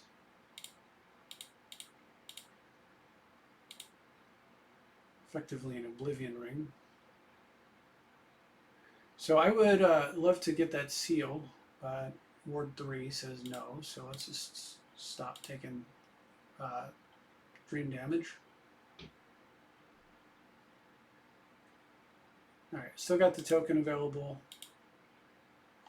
The treasure token. But not quite enough that's a food token, so I can't like loam this turn. Not that it's significant, not that it's as significant now. So it's good, but it's not like crazy. We're gonna loam that Mystic Sanctuary up. I'm gonna play this Steam Vault next turn, Steam Vent next turn, loam up Command Tower, Delta Sanctuary, something like that.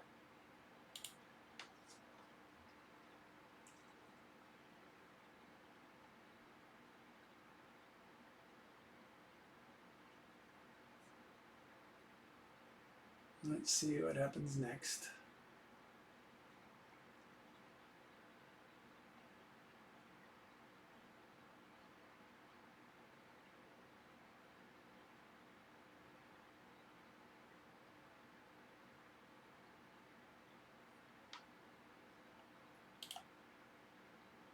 That's a neat card. Never saw that before.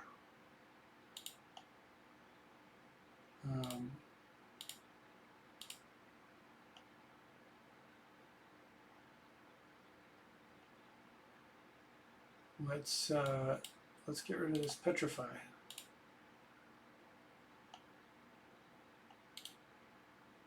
Oh, there's flashback?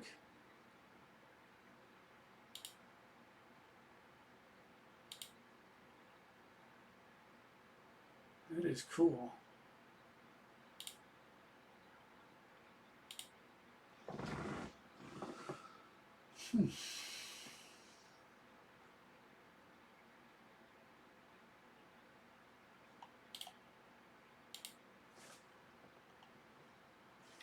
Maybe sacrifice. I didn't actually notice. Destroy target tapped creature. Yep.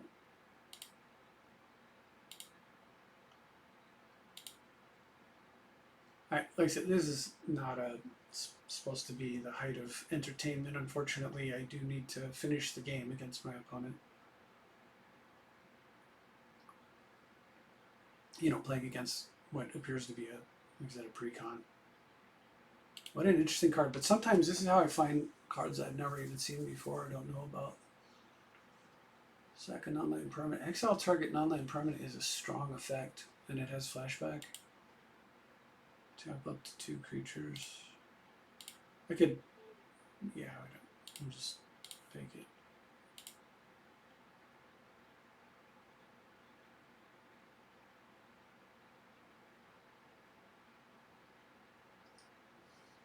I could sack my food and gain some life, but I'm obviously not going to sack a treasure token for some life right now.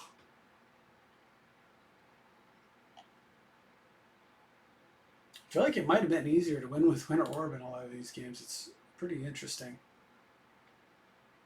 Okay, I mean, my opponent will flash that back eventually, but 1, 2, 3. Well, let's hit him with Rag and hope that I hit a spell so that I can proc this thing again. But, you know, let's plus up the food token, increase the pressure a little bit, try to decrease my opponent's clock.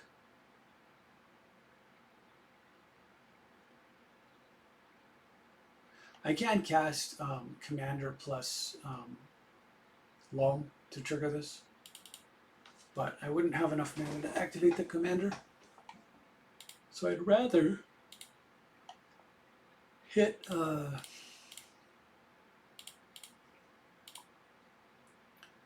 something from my opponent's deck that I could play. I mean, we're 5 colors, so for the most part, there will be very few things we can't play. Land is, of course, one of them. Umbra Armor.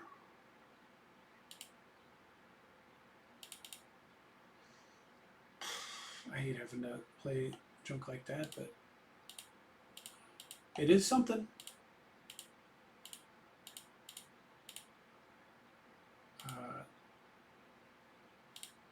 Yeah, we'll make a buff Ragavan.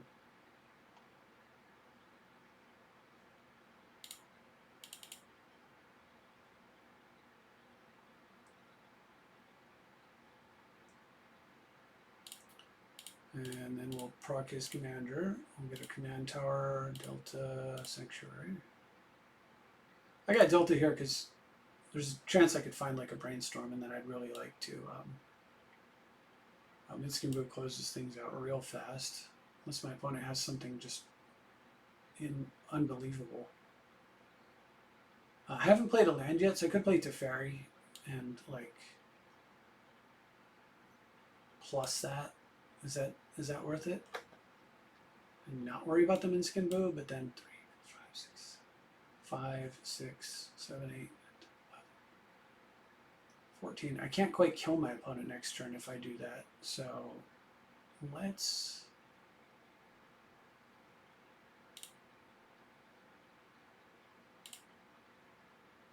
go ahead and do that.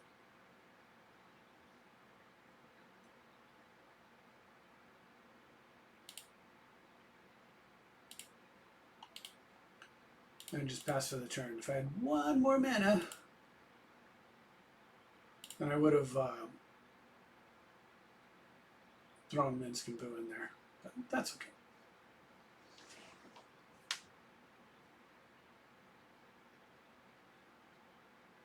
So we've got Breach Freeze in the yard already. So Scenes would be, even though I wouldn't go off, like combo off instantly and win.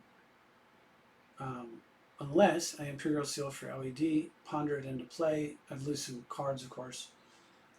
Then, what, Mystical Tutor for, oh no, and then, sorry, my bad, then we breach, then we freeze, and then yeah, we win. So, never mind, scratch that. Sweens would win. Obviously, Intuition and Friends would win.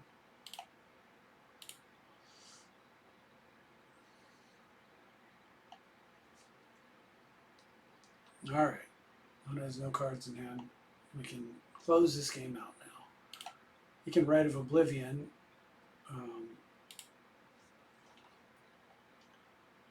Really don't know what's going on here.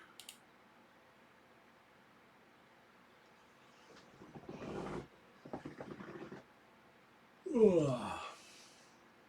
I saw the Meek logged in, which is great,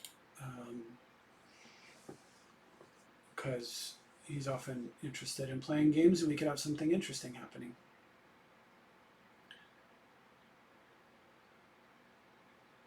All right, opponent. Flashback your Rite of Oblivion and then concede, I think, is basically the play here. Okay, I get the Karn back. It's going to target the Rag. Can't do anything about that. There goes the Umbra. 3, 4, 5, 6, 9, 10, 11, 12, 13. Yeah. Can't quite kill my opponent. Oh no, Karn. Karn 14, 15. Yep, there we go. We found lethal. Let's go. All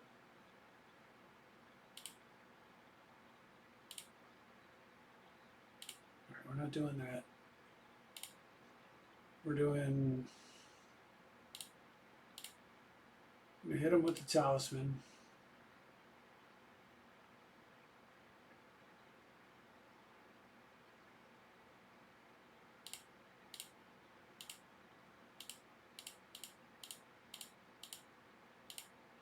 I'm going to hit him with the Minskin Boo.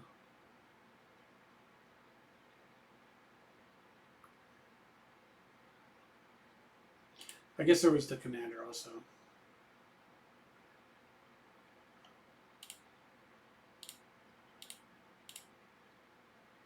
And we're going to hit him with the Treasure Token.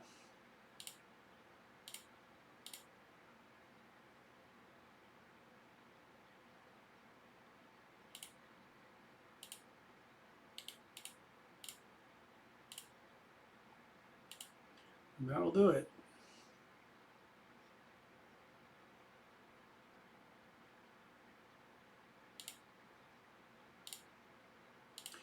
All right, well, hopefully we'll get more interesting games than that. It was only briefly interesting while I was trying to figure out, I was trying to find that window, and then my brain clicked and said, hey, you could brain freeze yourself for loam, and then I just had to look for the opportunity to do it. But I didn't have it in my mind that that's good initially, and I do now, which is helpful. So, absolutely love the talismans there. And one was doing loam things. So honestly, totally fine with all that. Don't feel like I need to make big changes right now. Let's check the, oops, didn't mean to shake the camera. I don't know if that came through or not. Let's see if we can get an opponent here.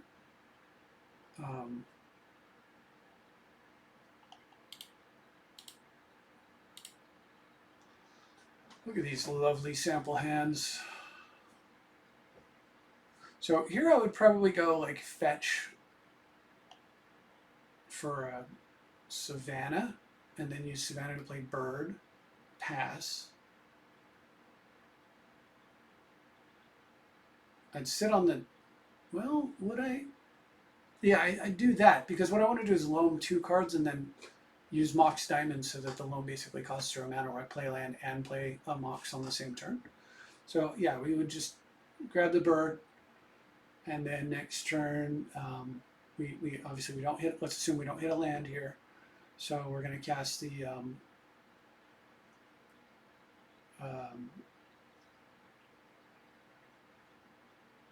Halfling, leaving the bird untapped. And then we tithe on their turn and grab our double lands. And then on our turn we go land, pitch a land to Mox Diamond, cast a Soul Ring, and then slap down a giant Kenrith. And then on the next turn, we loam for the Verdant that we sacked and the land that we pitched, and continue to develop from there, which is pretty good. I mean, and that's off. That's like without knowing, you know, we have to see what our next few cards are, of course. Yeah. All good stuff to support something like that. Oh, this is incredible. Yeah, I'm like loam in here. We got fetch land, Mox Diamond, loam both of them back. And then next turn, upkeep, tutor. Man, that's nice. Yeah, even when you just have fetches here, you just fetch. This is one of those intuition, attempt to intuition away my opponent's lands. Not a keep here. Too risky. Probably fine. Do that. Draw, play land, remand something, grab a card, draw for the turn. Slap down, boom, boom, one ring, tap it and draw, looking for something to go with that Mox, don't find it. But from there, we've got the one ring early on. Also, obviously, keep lands, mana drain, one ring, you know, next couple cards look like that. Very, very strong. It's not delightful, but you can keep it. You can ponder and then look at 3 and probably throw them back and look at a fresh card. So we would get a Confidant, then draw for the turn. And depending on what colored mana I got there, it would depend on whether I could cast the Confidant, but otherwise I go land and then mana leak them and then draw for the turn. And then Seduce Traders. And in the dark, I would have gotten Tundra for this because, you know, my commander, I didn't have any of these cards in my hand. So then we got City of Traders, Grim, Kenrith. And then we've got Fierce Guardianship up. So it would be okay. Here's one where you're struggling a little bit with color. But now we can start using Kenrith the book to gem Daytone and quickly like get out of the cesspool of unplayables. Blue green and a black white, so you know you go there. And Bloom Tender, land, sit on lots of counter magic, be okay, hopefully. Great start, first turn bird. Yep, and we even hit a land on the second turn, so second turn, Soul Ring, land, Oko. Kind of an amazing start. Yeah, first turn bird, always good. Second turn, slap down Sylvan, so that you can find land immediately, and then we're all set. All right, so here we can do Tithe Trick. We can lead with the fetch. No, we want to lead with the Underground, sorry. And then, depending on if I feel like I need to leave the leak up or not, I can go land Signet and then be ready with the Tithe. Or I could go fetch land, pass. If my opponent plays land and I have to counter, I crack it and I counter, and that's that. If they don't, I sack, I crack.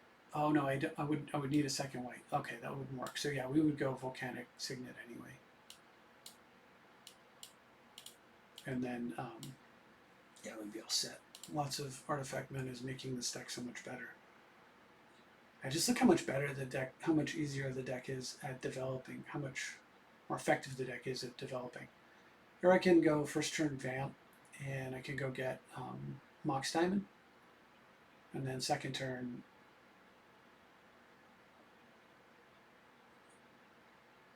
yeah, Mox into a Signet. Don't play land. Or don't play land. Play land, Mox, Signet, pass, Tithe into turn, Necro my turn. Something like that. That'd be right.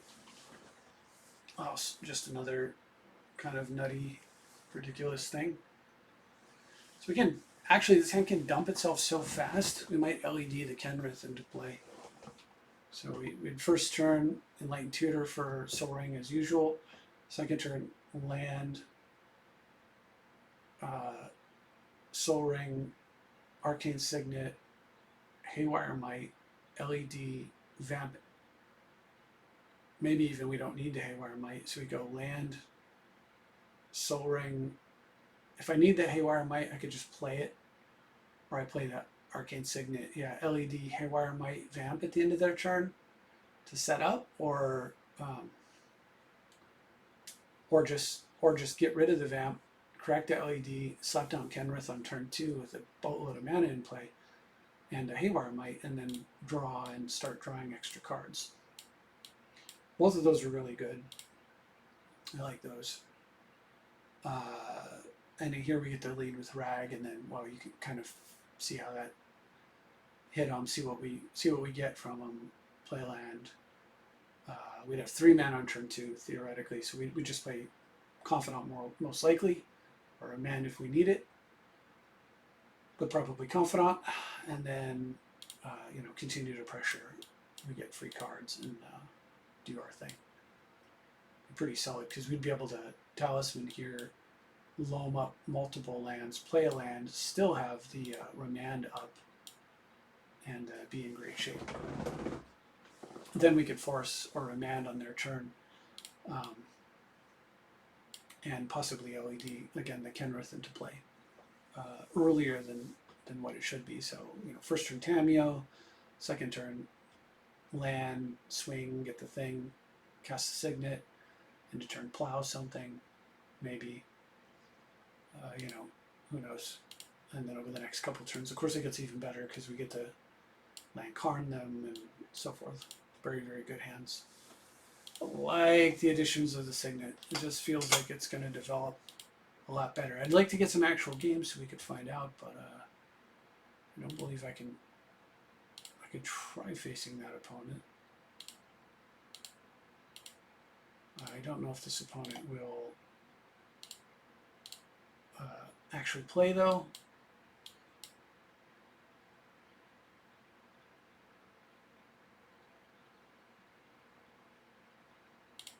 So say, all right, 5 colors, 5v5, 5 colors versus 5 colors.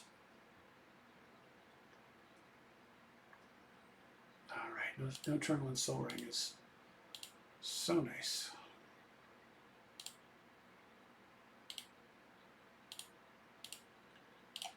Go ahead. Oh my fuck. Excuse my Lord language. I don't know why it's so hard, to find the yield. Oh. I can't. I don't think I can resist.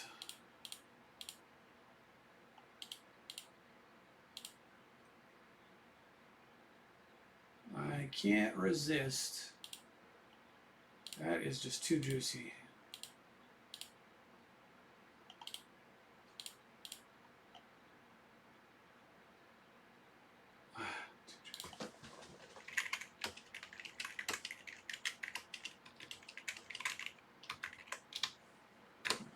All right. Okay. Well, that is a rip. Let's get this going. I'm going to do the Remand here. I think the Plow is pretty valuable against that commander.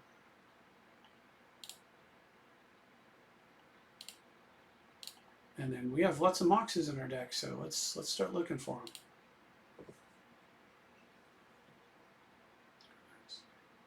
Snipers and Scary. That's scary.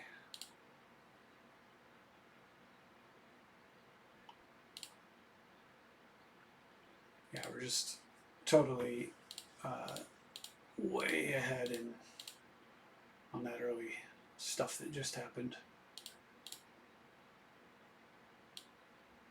Yeah, I'll take a Mana Vault for sure, but I'm gonna play it this turn.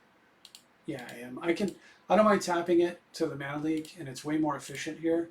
And there's a non-zero chance that whatever they play, I just plow rather than leak anyway. So if I need to, I can leak now, and I can't be force spiked. So that's something, I suppose. But yeah, it was free money anyway, so let's go ahead and just do that. I can't be spell pierced. Yeah, see, this is what I meant. So there's good chance that I just wanted to plow here anyway. I don't think I can pay for a Pierce or a Flusterstorm, so I will do this now.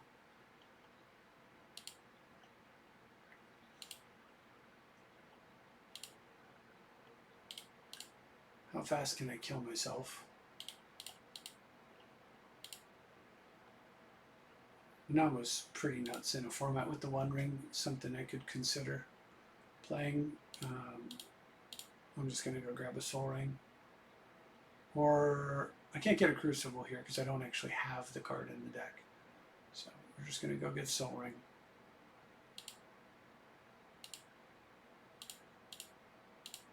I'm playing a little bit on autopilot. Thank you. We'll do that into that. Into 3, 4, 5. I can get the commander down. I don't want to tap too much stuff.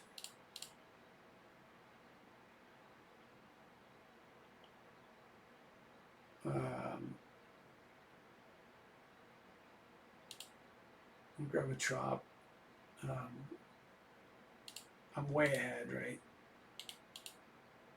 So I could just slap Necro down and reload, or I can just slap Karn down. I mean,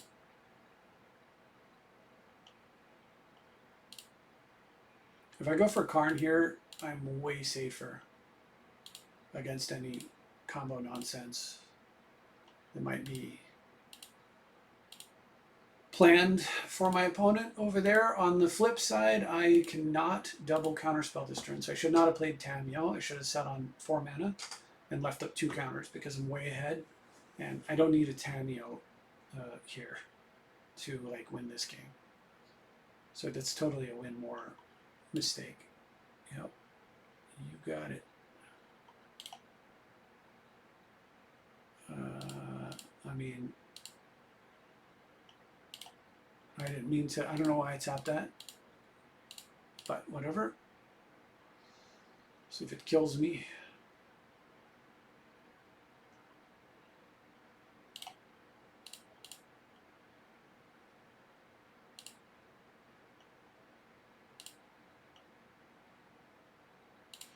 All right, we'll get the card with Tamiyo first. Although I could hit like Ren and 6 here. I mean, Minsky and Boo here. But, you know, I'm feeling greedy. So we'll get the extra card there before we flip it. Okay. Plus him up. Play this. Got the full suite of duels. Like 7, right? So I need 9 mana. So it's 3, 4, 5, 6, 7, 8. I'm only going to do 8. I don't need 9 mana. Don't know why I said 9. And we're done. We're done, yeah.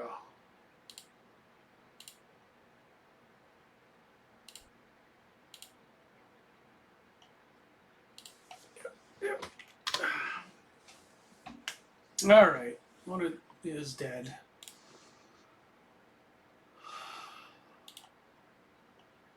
Huh. But not exactly,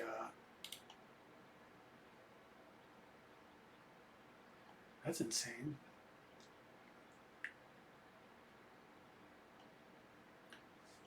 Four mana, enchant legendary creature, and it taps for 5 freaking mana. Brutal. That's interesting. All right, well, anyway, we're in pretty good shape here, right? We've got the one more counterspell to go, and then the turn after that, we're going to loam strip my opponent into oblivion. Just have to deal with my own ring, and it's dealt with. So what we do is, when needed, Karn my ring, Tamiyo the Swords to Plowshares, and just plow it. And then when I want it again, it's exiled so that I can Karn, grab it out of exile, replay it later.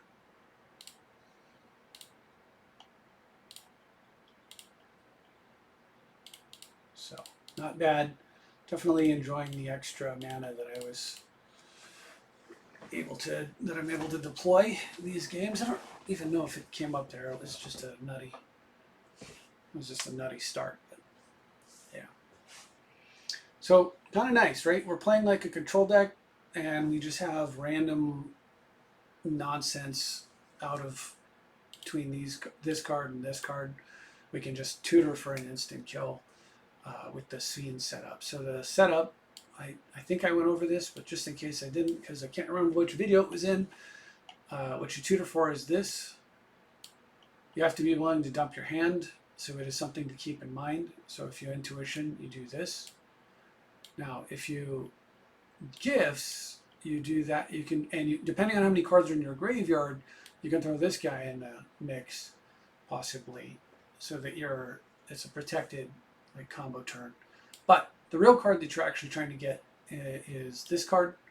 So you want to get all 4 of them with gifts. With intuition, so I'll show you the intuition package. It looks like this. And then what happens is your opponent will give you LED as your only card. You sack the LED and use Fiends, and you flash it back on the Breach and the LED. And so this 5 mana card, you're going to spend 2 mana, 2 lands, and then this thing to do it. And it's going to rebate you 2 mana, so it's going to rebate you 3 mana with the LED that comes out and the Breach. So from there, you're going to crack this for 3, and then you intuition yourself again. And then that's when you grab Brain Freeze plus whatever other 2 cards. And then you've got to have enough cards in your graveyard. You need 6 more cards in your graveyard from there.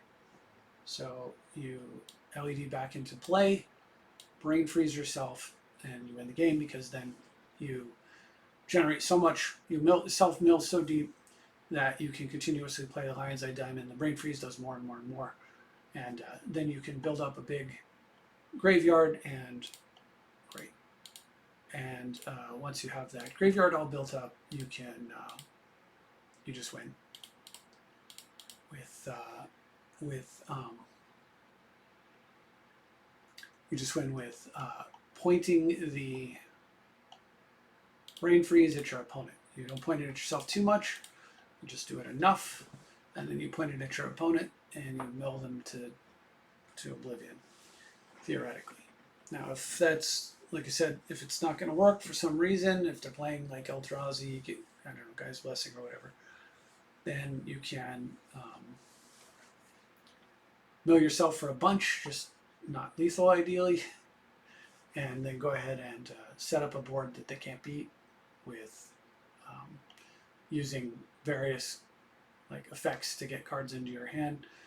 One thing you can also consider at that point is you can put Necropotence into play, and then you can just stop drawing, so you have no more draw phase, so you won't die, to have an empty library if you have to go all the way down to the bottom of your library to put together a board that you're comfortable with. But yeah, that'd be the way to go. Pretty solid. Not, I wouldn't say, without the Oracle, it's not a 100% that you're going to win, but it's very high.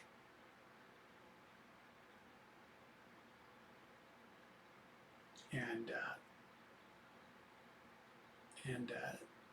it's very hard to stop. Your opponent has to have a disenchant for the Breach, basically, or they have to be able to remove like the Brain Freeze or the LED from the game. Have to have a fairy, I don't know, like an extirpate or something. Some way to do that, some way to interact. Fairy Macabre, something like that. In general, if they're going to interact and stop it, it's probably going to be a disenchant on the Breach, or they'll just counter it. But earlier, of course, with my mono blue opponent, he's had just kept setting me back on land so far back that I was never able to get to 5 mana. That 2 is a solution. I was never able to get to 5 mana to do the Sphinx thing, and I never found the LED for hand to just go for it, which probably would have failed against mono blue, frankly, but sometimes you do what you gotta do. You blue what you gotta blue if you're playing blue. Wait, that doesn't sound right. Forget I said that. Anyway, hopefully we'll get some more games here. I don't know how I feel about this deck overall. I'm not as much of a fan of this, of like the style of I'm not a fan of combo, but the amount of pieces that we had to put in here is pretty limited. Like, it's not high. It just, I'm missing out on the Winter Orb, and maybe the Orb is actually more, it needs to be looked at again, because now that I have so much more artifact mana to support it, because it's such a convenient way to win the game. The thing is, a deck like this doesn't have enough counter magic to just play like, I'm just going to counter your threats over and over and over. The counter magic's either to protect yourself from something that you can't beat early, or from their own counter magic to try to, you know, prevent them from interrupting you when you're trying to do something that they can't beat. And just enough of that. You're supposed to have just enough of that. It's just buy you some time. But if you have Winter Orb, what ends up happening is a couple of counter spells lasts. Basically, you can, like, if it takes them 4 or 5 turns before they have enough mana to make a play, in that amount of time, you'll have found another counter and you can stop it. And then 4 or 5 turns later, they make another play and you have a counter and you stop it. So that's the reason for Winter Orb being so incredibly good in a counter light deck. Hey, it's unique. All right. Playing blue-white Malcolm Timna. Malcolm in the middle. I am first. That makes a difference.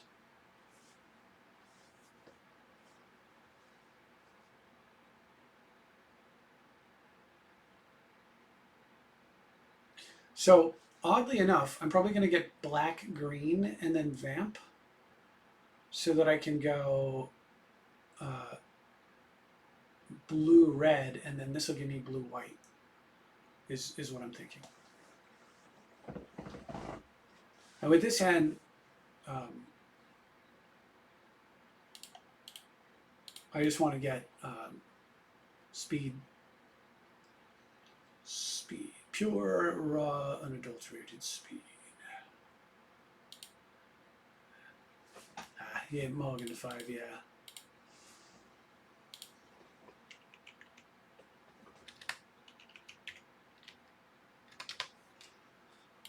Alrighty, let's see what his 5 does. Oh, he's got a map. So can I steal that by getting, let's say I were to get blue-black and I vamp. Can I steal that? Is there any, I could imprint. That's so aggressive, though. I just don't think that's correct.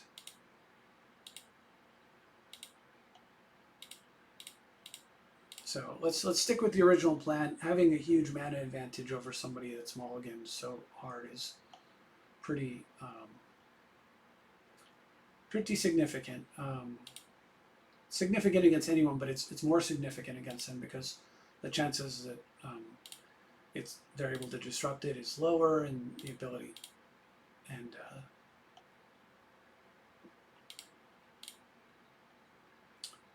And we're about even on cards now, but look at the difference in mana, right? So it's so spectacularly imbalanced at that point.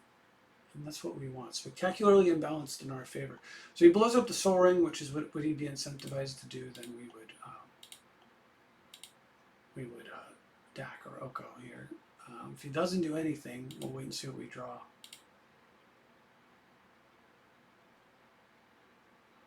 Alright, so I can do Tithe Trick here. So we'll hold control, crack this with that on the stack. I'm going to Tithe. And then my opponent has more lands than me. If he wants to crack his Delta, his fetch, it resolve, so one wouldn't actually do anything. So we'll grab blue, white, and I could get black so that we're getting closer to necro.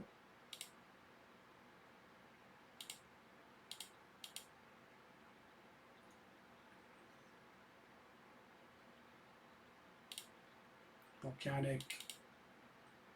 We'll play a land. So the question is, do I want to go for my commander? And the answer is yes. If my opponent has mana drain, it blows, right? But if it's regular counterspell, then he's not cracking his map, which means it'll be harder for him to hit his land drop. He's already low on cards. Doesn't matter at all. I can literally play my commander again next turn. But also by doing it this way, next turn I can make a double play of like 2 of these cards. So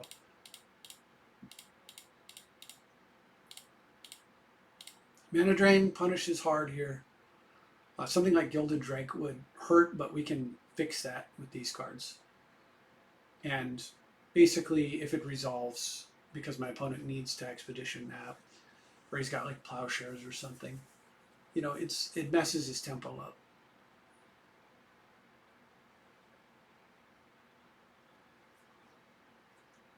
Aha! I see you too are a fan of the Tithe. I know he does watch the channel, so it is pretty cool to see him recover from the mulligan with the Tithe there.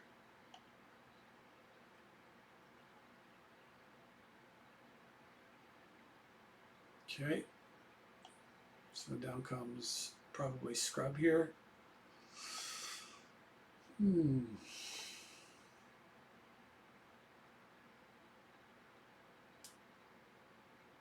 Yep. We know about the Hallowed Fountains. We'll check that off in a minute. Yeah. So this way, by doing it this way, again, we can steal that map potentially. This just gives us a really nice... it sucks. So we'll try to...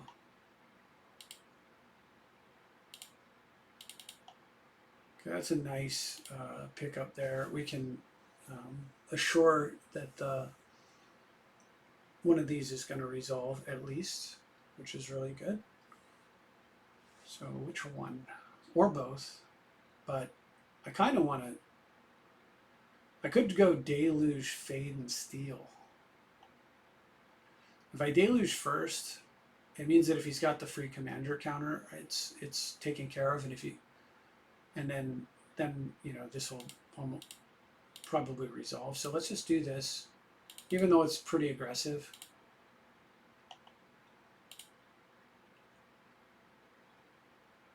Yeah. And then we'll do, oops.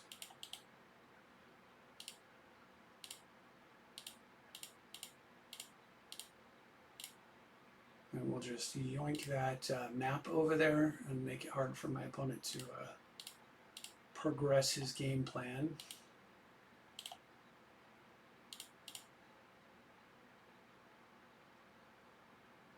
So we know he's going to hit a land still with the Hallowed Fountain, but, you know, this means that I can go get Cavern of Souls, which we added to the deck earlier in the day. I don't remember if it was this video or the failed video I tried making earlier. Is the sound still on? Man, I'm getting like nervous about that. But yeah, so from here I can grab it. I can snag a Cavern of Souls and invalidate a counterspell, or I can pressure my opponent's mana base, of course. Which I'd love to keep him off triple black if I can, because triple black means necro, and necro means I'm losing or I'm in deep trouble. Ooh. Yeah, you could have necro, you could have time twister, you could have ad nauseum, like so many bad things that can happen here. Alright, so there goes the Hallowed Fountain. So running the Mox Diamond out into the deck that's obviously in play is very That's somewhat telling, let's say. Like that indicates. So would you want to add nauseum? If you were going to add nauseum, you should do it now. If he's going to necro, obviously you should just slam it. If it's just to play as Malcolm or Timna, this isn't great for him because of what's in my hand. At least the Deluge might have made it look like I was low on solutions to boards threatening permanence, but excuse me, we know that's obviously not the case in this case.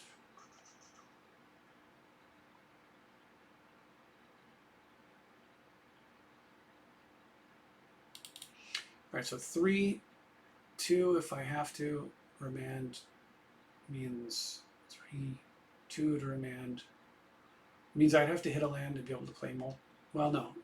3, 2 to remand and crack the map is all good. He's worried about Pierce. I can understand that. Nope, you are safe. So presumably he's going to go get Necro. That's basically what he needs to get here. So my plan, probably, I'd like to crack the map so that I can remand the Necro so that I can DAC the Mox, which means I need to protect the Oko. Sorry, I need to Oko Timna to protect DAC. And so I can't make it a 3-3, he'll just attack DAC Fade and kill it. So what I'm going to have to do, and I'm going to have to make this a 3-3. I can't tap it for mana. So I'm going to play the Thief.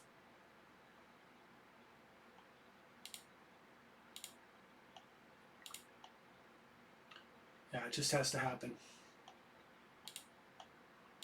Okay.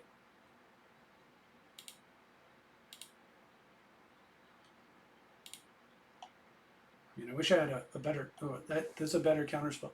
That gives me like double counter action. So if I have to plus stack here, which is, you don't love doing that when the cards in your hand are cards you want to keep. So let me think it through because of that. I could tutor with that and like twist away my opponent's cards. I think I'm going to have to plus stack.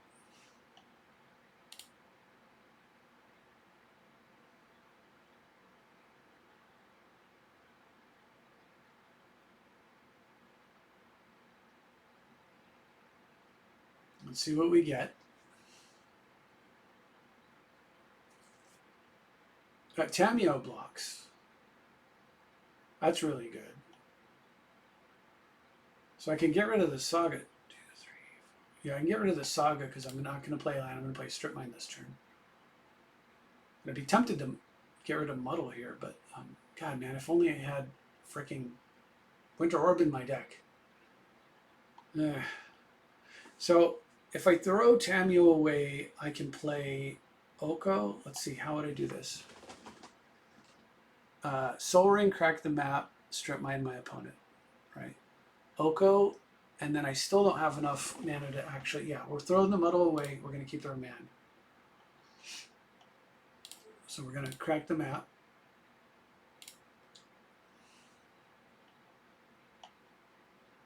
I'm going to go get a Strip Mine.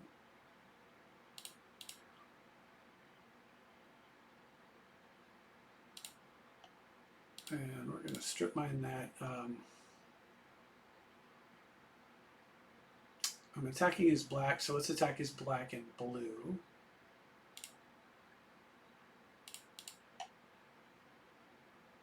So I was going to Oko with Remand, and then honestly this works out so much better though, the Tameo with Remand up.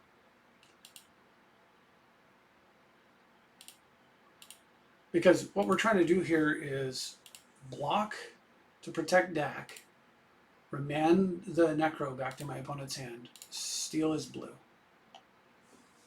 And maybe I should have pitched Oko here, actually. But I don't know, because commanders are still a thing there. If I'm wrong about the Necro and my opponent got like Cavern of Souls, no, it's Necro. He's about to No? What is he going to imprint here? Ad nauseam? No, what could it possibly be? We're playing a lot of mana into a deck. So Narset and what? Tongue Twister? No. Treachery. Okay, there we go. That's what it is. Interesting. Tutor for Treachery. That's really interesting. Alright, well, at any rate,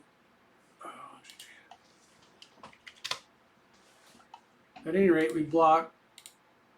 Yeah, oh well, there we go, we win. So we stop the Treachery for the turn, right? We can block. Draw for the turn. Dak steal the Mox more than likely, but at this point, I might not. I might Demonic Tutor. But at any rate, I think we're in good shape there. And I really thought it was surprising. Oh yeah, okay. I could deck steal the Mox, Demonic Tutor for Svien's Reclamation, and then Reclamation the deck, steal the other Mox. I think that would actually have been the way to go. And then I have Svien's.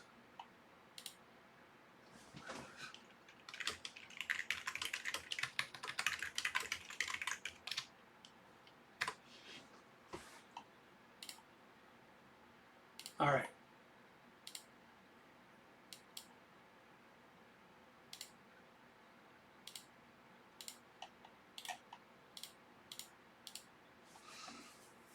No Necro seems crazy.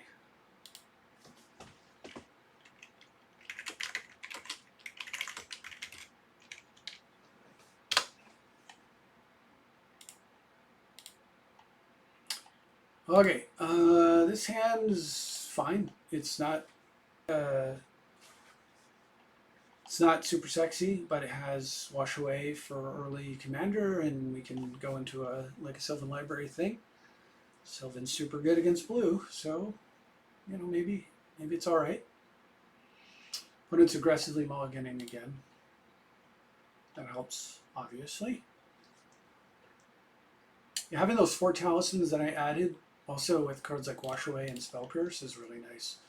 Since they're all blue, you can just get those 2-drops into play, and then still have your defenses up.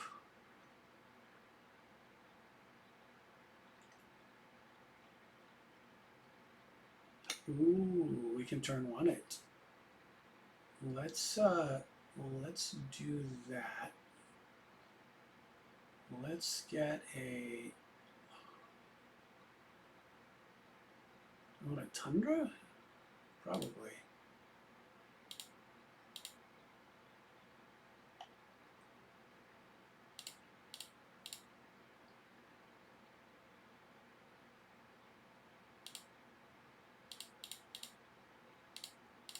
Let's see if he's got interaction for this. If not, we're not too far away from protecting ourselves from a Malcolm or a Tymna we can pretty much cover down on. Basically, if my opponent has a similarly ramped turn and then gets their Malcolm down, that's perfectly good. Good response. All right, we'll hold this. This will counter some Enlightened Tutor or Vampiric at some point, hopefully.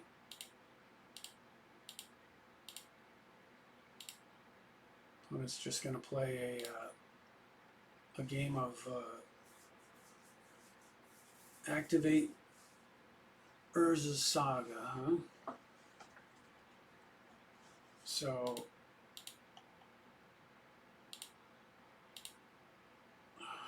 does he have the counter, right? If he has the counter and I slam this, he counters and then he slams that. Like, it's so bad for me.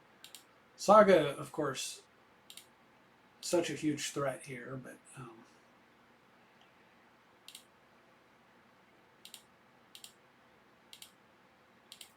it's not as scary as when, of course, like when my opponent's playing So I could run out of breach here and play a land. Oh, you can't play a land from the graveyard. So I guess, no, we're not going to breach. We're going to freeze myself. So my other option would be Jace, so that he would have to counter, and making a robot wouldn't do a lot of good. If not, I can plus from the Jace. I don't know what my opponent's got going over there. I'll let him. The thing is with the Saga here, yes, he's going to get some robots, but we can deal with those in a second. He's hurting for mana. This is going to go let him get Soul Ring, of course. And he's going to float mana, and it's really not a turn that I... Okay, so he didn't make another second construct. So it's not really a turn that I want to take my shields off of when he's got bonus mana. He's got Soul Ring +1, right? So he's got 3.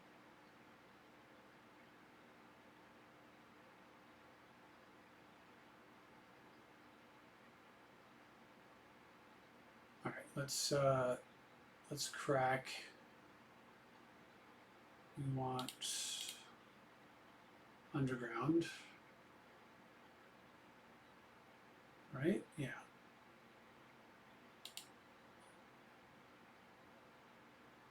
And then we'll just wash that away. And this doesn't work out too well for him if he has like a counter of some sort. Potentially, because I can remand I have enough mana to remand the wash away back to my hand and then cast it again. All right. And this is going to be a busted turn for me, of course. I'm going to go get blue-red.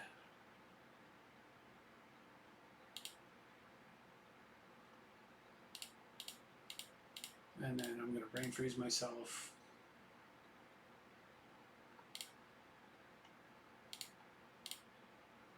And this is like triple ancestral recall or something off of quadruple ancestral off of Reach.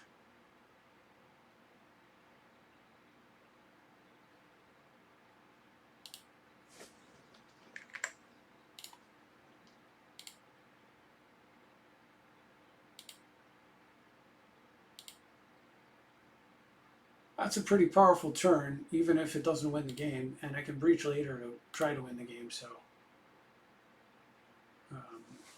let's go for a breach.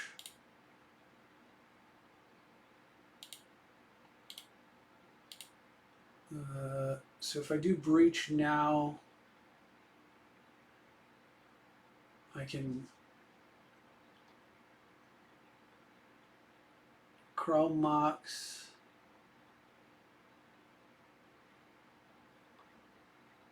So if I go breach now, I don't have a pedal or something like that to abuse, but I can Chrome Mox,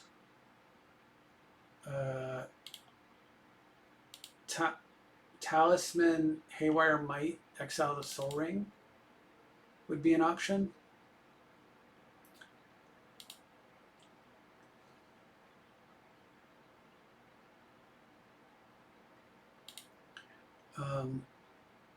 Right, so Chrome Mox, yeah. Or we can just go for that, solve the construct. My opponent gets a turn, but if his next play is a threat,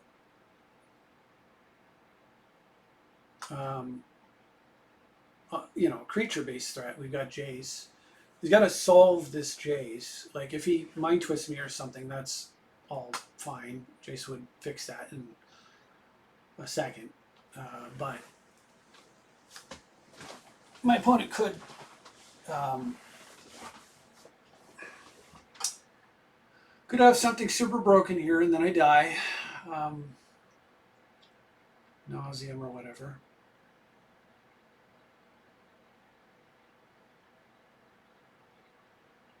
Okay, yeah, that's pretty broken. I mean, we can hammer however I might that out of the graveyard, potentially.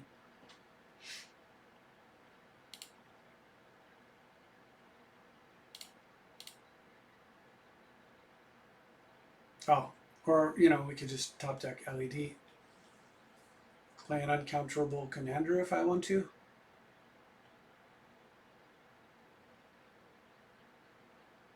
We don't need this, and we don't need this. So we can play this, and we can name human.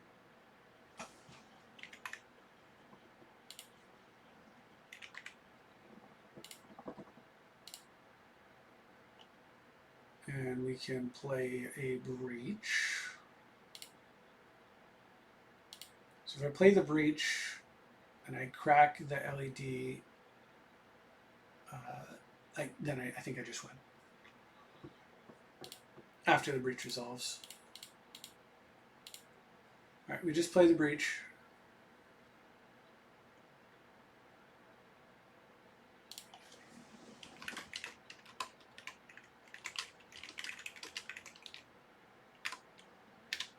Okay, so he goes for the counter. We're gonna mana drain the sucker, clear our.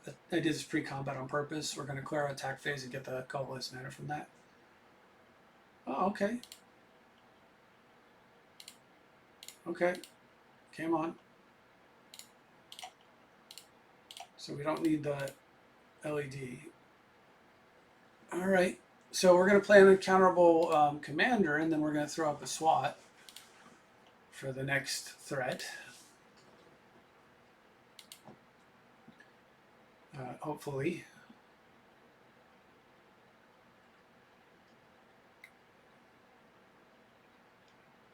Oh, it got exiled. I didn't realize that. Yeah, force of negation. So interesting. So the LED's kind of dead. So I could use it to. I could use it on the Kenrith or whatever, but it's a lot weaker. I mean, Svien's is still really good at this point, but not game ending. Double force, Menelik remand, force. Yeah, that's bad news.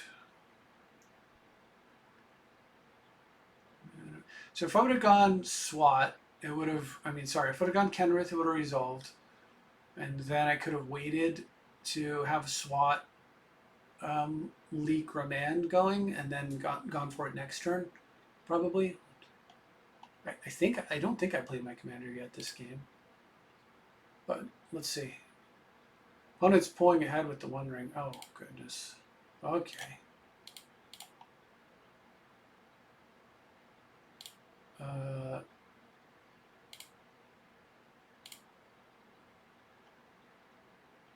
What does this cost? 5?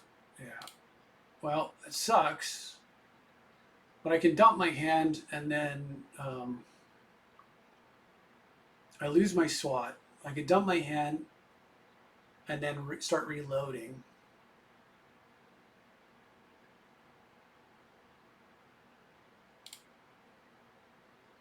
That is an option.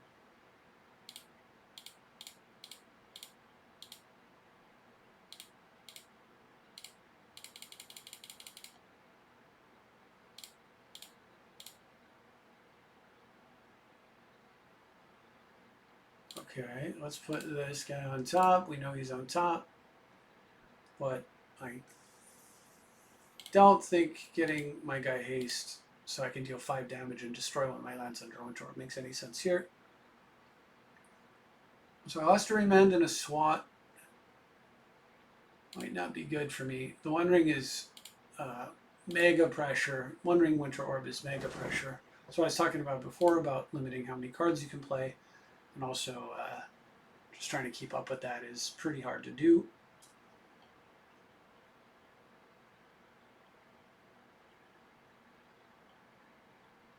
Opponent's playing pure control, where I'm playing combo control. I think my opponent has the edge on that because I have junk. I draw junk cards. My opponents are all just going to draw answer cards, threats and answers. but we'll see. All right.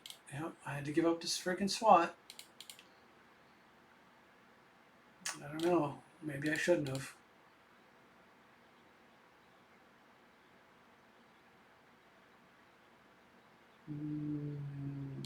This is fine. Everything's fine. Alright, we knew that guy was on top, so...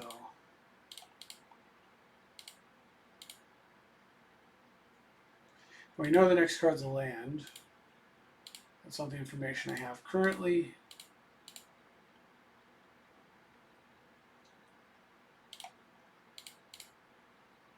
I would like the land, so I'm not going to crack. I'd like the land off the Confidant, I think. Do I need land?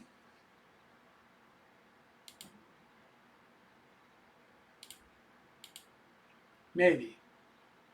We'll see. We'll see what this turn reveals.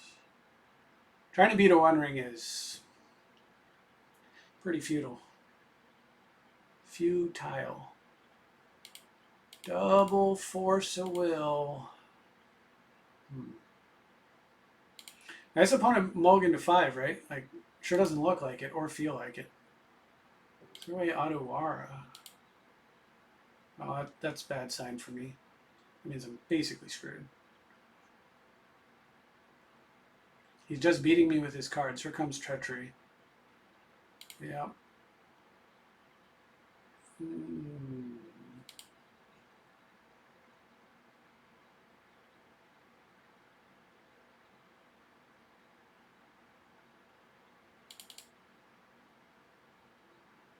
All right, well, I don't think I want to land anymore.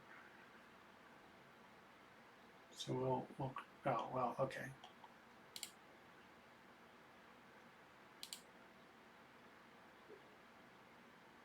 Wind Orb is just eating my lunch. As it does.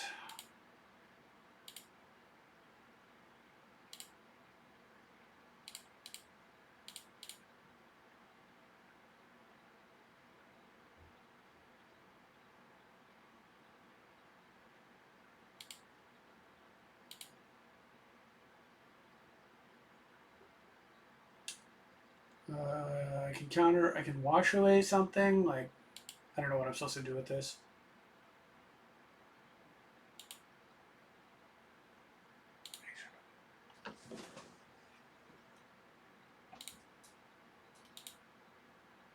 I just don't. I'm dead. I'm dead. Huh. So I feel like the combo is not helping me. Feels like it's hurting me. Feels like it definitely does not feel good.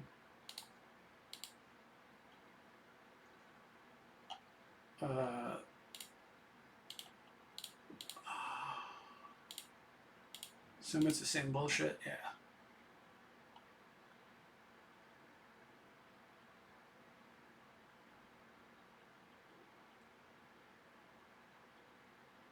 So this is rough.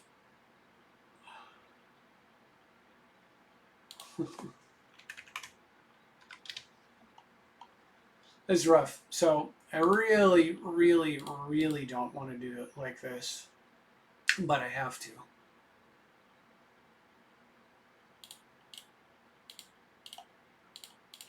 And there's like so many different things that just kill me here.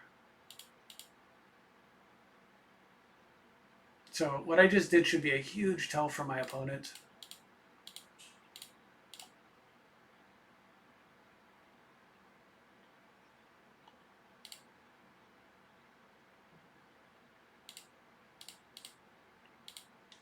That was a rip and a half.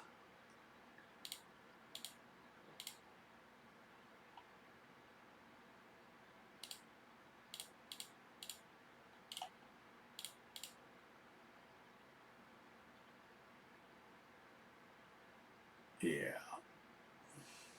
Now you can ponder or whatever. That is a nice, yeah, that's the best.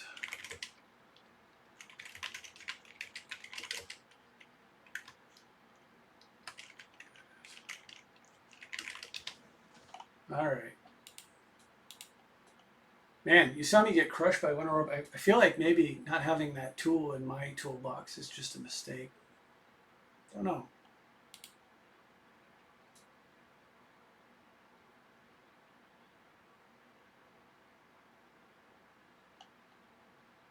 Unfortunately, it wasn't a fetch land, so Ren and 6 here is not going to do as much as what you'd like, but what are we doing? A big flying dork. Got it. A mox. Got it. More shit. Or no? Yes, no. Yes. All right. Unfortunate to see this in play. The card is very, very good. Very scary. Don't like dealing with it. Don't like them getting pirates. But, you know, any black source here, fetch land, whatever, is great. Some action is acceptable. Something to deal with this would be huge. So we need to flip the tempo back around. Take advantage of this turn while my opponent's wide open. Just don't know if I can do it. Don't know what we'll see. Rollick could get it done. And if I'm going to Rollick, the question is, answered. Have to be commander. And before my opponent gets some mana, let's go after that. Hope it doesn't get countered. Nice. We're going to plus for nothing because we want to get to 7. And we're certainly not going to minus. All right, so that takes out the amber. Huge. That was a huge tempo swing.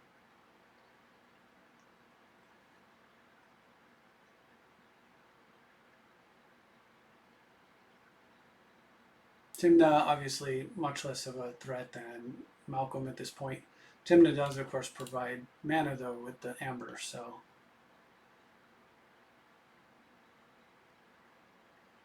Okay, let the City of Brass resolve, my friend. Let the City of Brass resolve. There you go. Passing away the commander. All right, well, at least that's dead. I'll minus for that.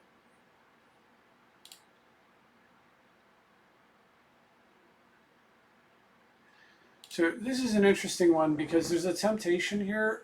One of the things that I could do, I'd kill this Mox Hammer just to pinch his mana a little bit and not ping the Liliana because I want him to plus and take a card out of his hand and put my Necro in the graveyard so that I can reclaim it with this. So as strange as this is, we're going to not ping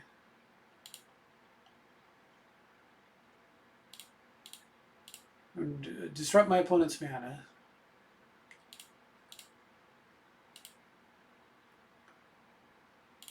And just pass for the turn.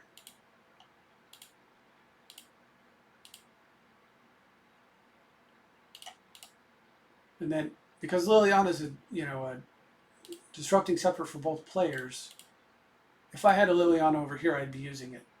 And if my opponent has a Liliana and he's using it, there's almost no difference. Now I can keep it fairly suppressed by pinging it each turn, just to keep it like low on counters. And I might, but we'll see.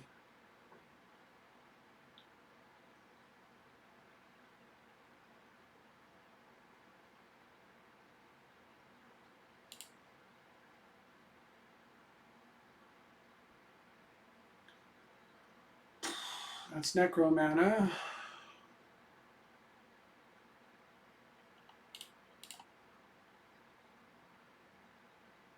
Yes, or whatever.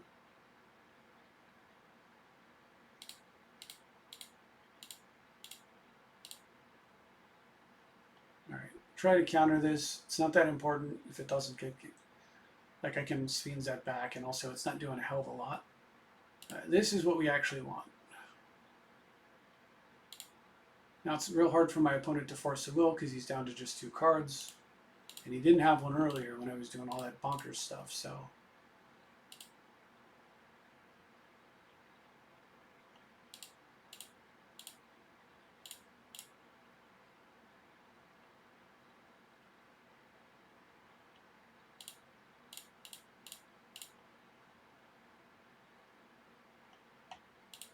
All right, now we'll ping this.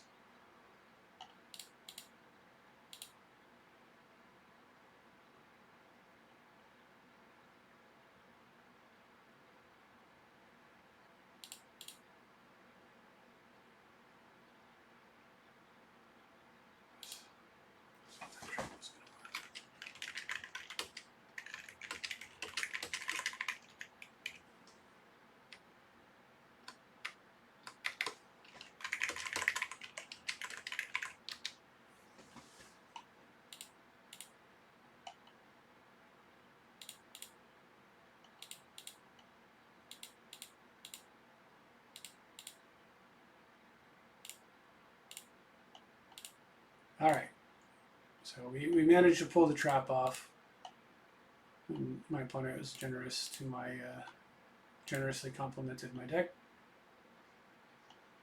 Okay, we're reloaded, and his Mind Twist is gone because I had an empty hand, he was thinking. So that's one major threat gone. Now we can start waste Ren and 6ing if we need to. God bless America. Well, we drew Karn, so we'll just deal with it.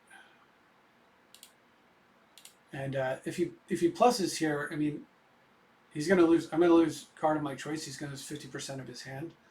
I don't think he can afford to, so we're just going to shoot and kill Liliana. Yeah.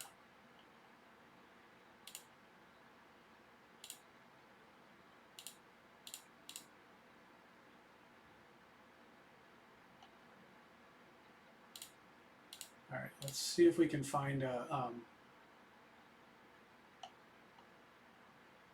I don't need a strip mine actually, or a confidant. So we'll just put, what we need desperately is 2, 3, 4. We need to go 2.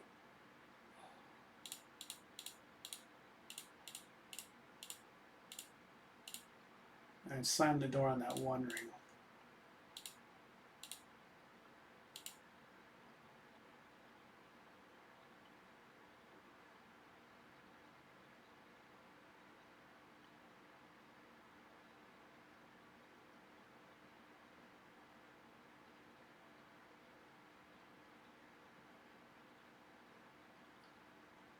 Okay, now we can kill Liliana. Mono has 2 cards left.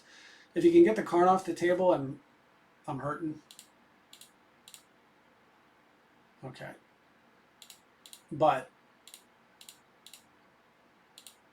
I mean, not as bad as you'd think, because I mean, obviously I've got Necro. And we know some of these cards are bad, so I'm going to over Necro a little bit.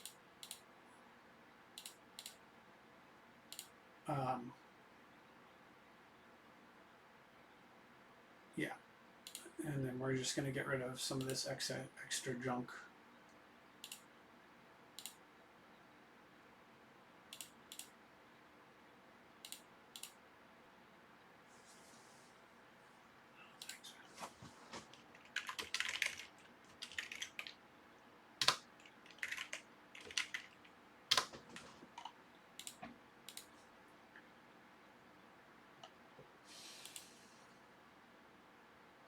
Okay, it's being kind to the deck. It's in a very good spot here. I love the extra artifact mana. Love, love, love it. If I'd had that on the against the, if I'd had that against the,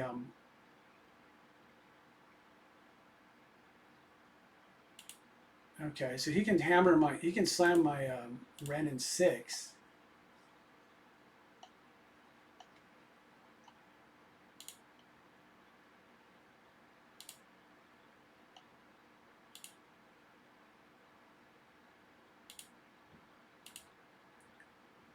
bad news. So if I was to...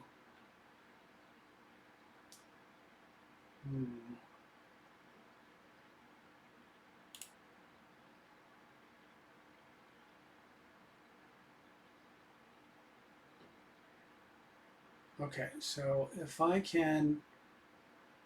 And it's crazy that I don't have the white to plow. Did I discard a plains? God bless it. Of course I did. Is there any artifact in the... Okay, no.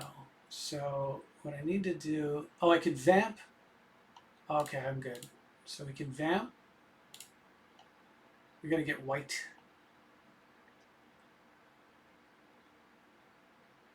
This command tower, Tundra's fine.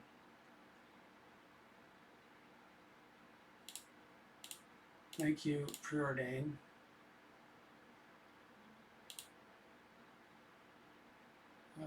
Bottom top is fine. Because that's a creature, so we can clean this up. There we go. At least if my opponent like manages to do whatever he wants to do here, I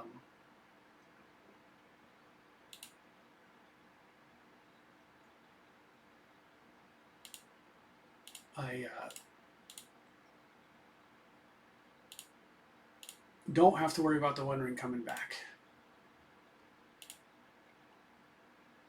Now, if he realizes that he can minus and he can snag the One Ring again, well, I've got 2 plus hasted Ragavan, so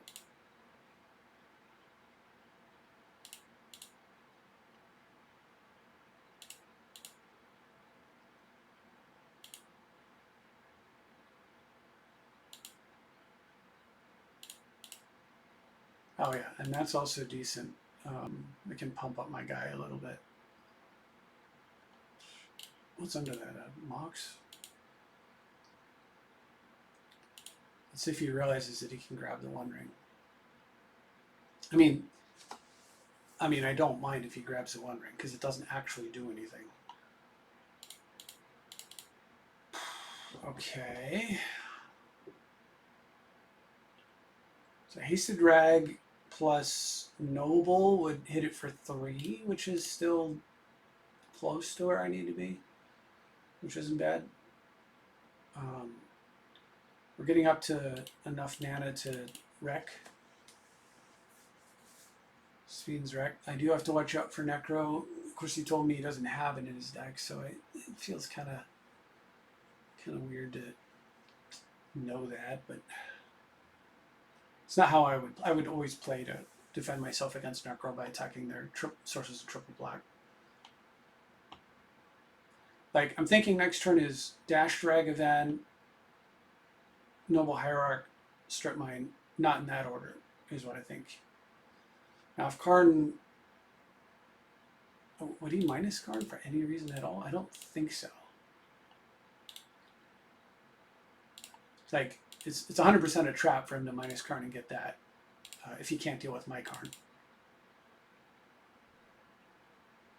Okay. Should be killing my Mox Diamond over here, man. What are you doing? Alright, we'll set aside some cards. So we're going to play 1, 2, 3, 4 cards.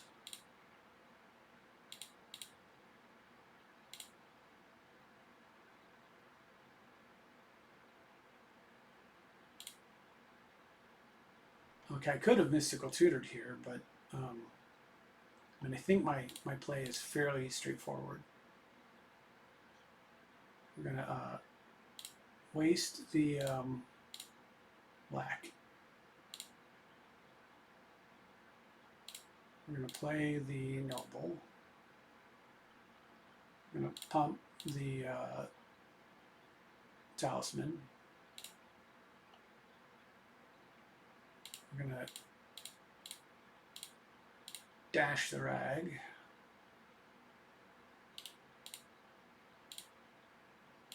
And then this way we've got multiple pressure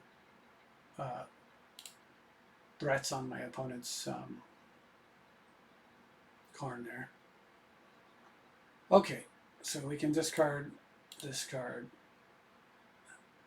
I'm okay with the fetch land. Okay, I'm okay with the Talisman too, because I'm expecting Karn to die this turn. We've got Force to protect, so it's just the power of Necropotence, basically, and also a totally insane start. But what a hell of a defense my opponent's putting up. Really awesome.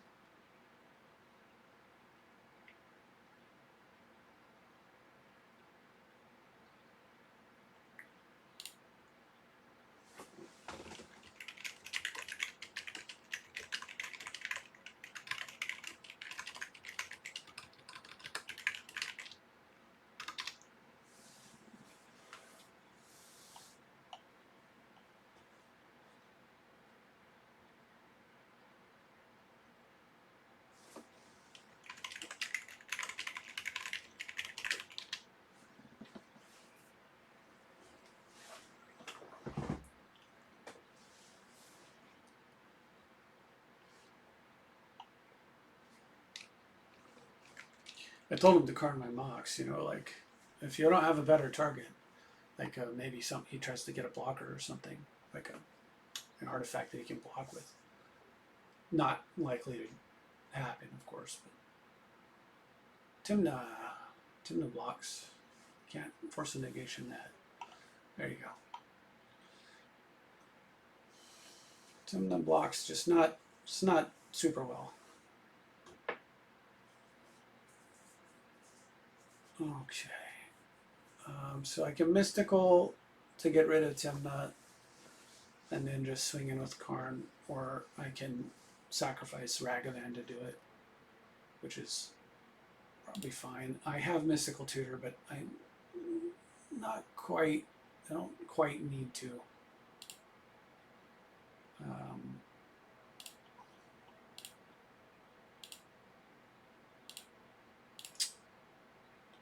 I haven't gotten an Underground yet, right? Okay. So we're getting Underground.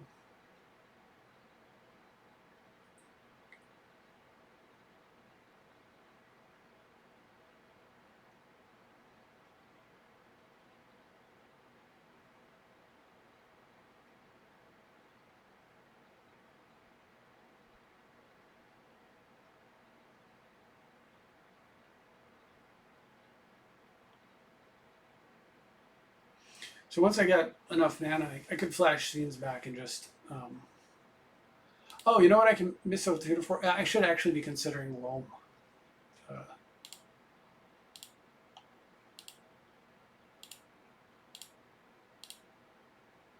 right, let's do that.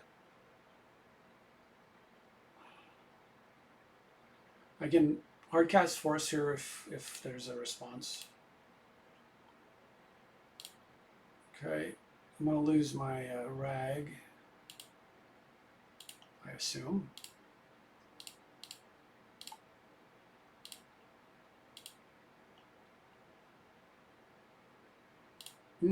Interesting.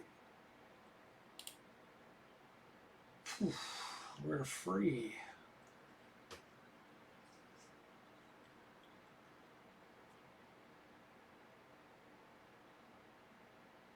So I could get Necro again and all that business, but I think I'm okay.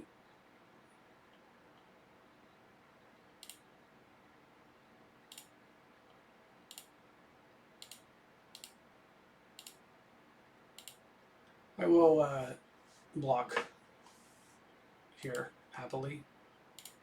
I do not need my opponent getting more cards when he's low on cards. Almost increasing his hand size by 50%. I'm way ahead. I have tons of value. I'm going to be able to set up a lethal turn here with a single Intuition backed up by Force. Intuition end step, and then my opponent dies. More than likely. So we're not going to allow that thing to connect and make it harder than it has to be.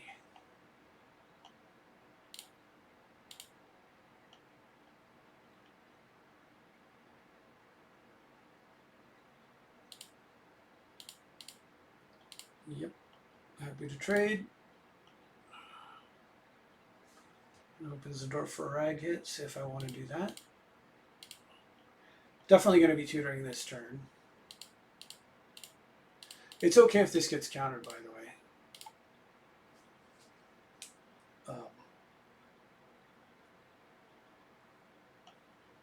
Yeah. So we can set him up. We can just set him up for lethal. So it's going to be, we want breach. We want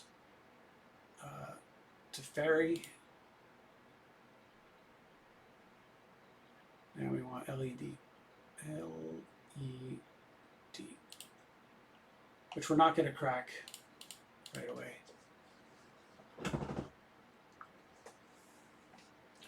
So we're going to use Teferi to, you know, go for the win.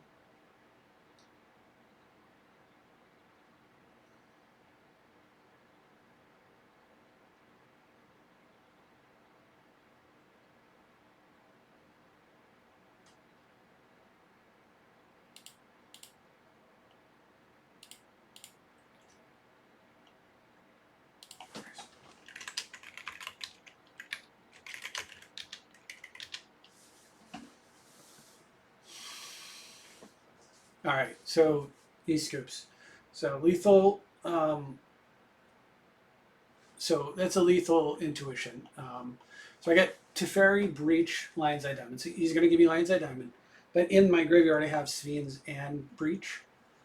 And so he gives me an LED. I'm going to go ahead and just play the LED. Flashback to Sphenes that's in my graveyard, right? Protected with the Force of Negation. And so what I do is upkeep, Mystical Tutor for Mind Twist, draw, twist them for 2, then play the LED, flashback the Sphenes, get the Breach back out, get the Teferi back out. And at that point, the Teferi is actually not even. Maybe I should have actually gotten Life from the Loam. And then there's no like. Yeah, actually, if I'd have thought it through, I would have got Life from the Loam. Because I was thinking what I'd do is I'd Sphenes the Teferi, but that doesn't make any sense at all. If the Sphenes resolves, I've already won the game. My opponent would not allow that to continue to go off. So I was thinking what I'd do is I'd target the Teferi, and then the second target would hit the Breach. The reason for doing that is the way that works is if my opponent has a disenchant. So if he has another disenchant effect, Teferi pops out first. He can't use his disenchant effect. Boom. Then the Breach comes out, and then we kill him. If he doesn't have a disenchant effect, though, but he has like a counter spell, I had the Force ready to go. But if he has 2 counter spells, I probably lose, or I set myself up to lose. So really, tutor for Mind Twist, twist him. Then I don't have to worry. It doesn't matter if he has a disenchant. And then we got it from there. So, all right. So we got a new opponent, SVL. I don't know this one at all. It was very much a pleasure playing against Nick. Some brutal games. Love to see his control deck, how it like fell behind, came back, fell back behind, came back. Like that push and pull. That's one of my favorite parts of Magic. Honestly, it's just a wonderful. What in the world is this? This is not a real opponent, I don't think. But I am going to take my opponent seriously because this very well may be some sort of combo-y loop or something that my opponent's trying to pull off. I don't know. All right, so ideally we're going to go Tundra Loam and start getting some cards in our hand here. Start getting some mana ramping going.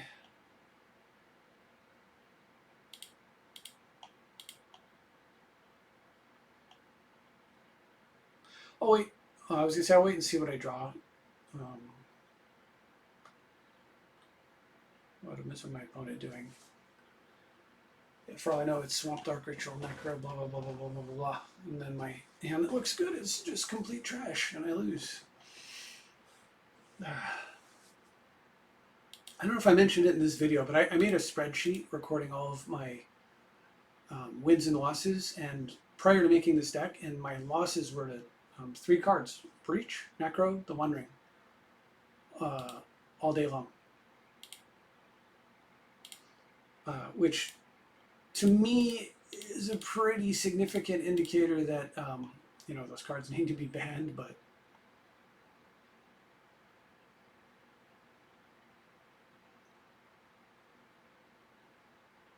all right, got to be careful here. If I enlighten tutor during my upkeep, can't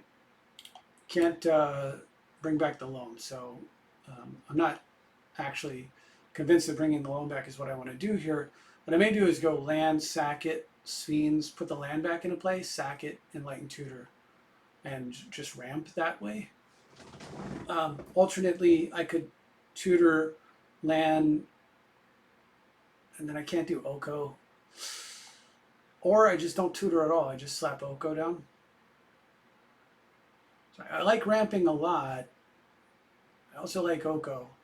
And the safest place for him to be against black is probably in play. Although, you know, black has a lot of removal. Hard to say for sure. What in the world is my opponent doing? I'm trying to take my opponent seriously, but obviously this is like noob time.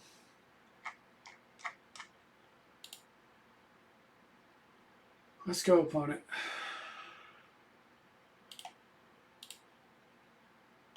Yeah, I guess I'm not even gonna bother bombing. Okay. Yeah, we'll just do what I said before. We'll get underground, we'll get plateau, and then tutor, and then enlightened. Oh no, underground, scrubland, enlightened. We'll get necro. Yeah, let's do the necro thing.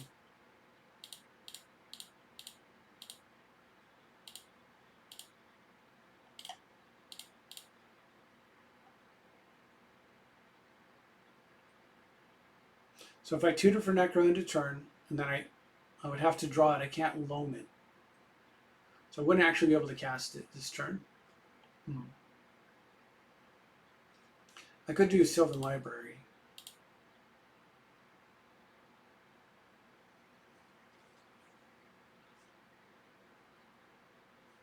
I could just tutor for necro anyway. Play. Yeah. No, I tutor for necro anyway, and then what I do is I loam it, and then I Tundra flashback Sphenes. That'll get me an extra land and the necro. Yeah. There we go. Sorry, brain like finally clicked.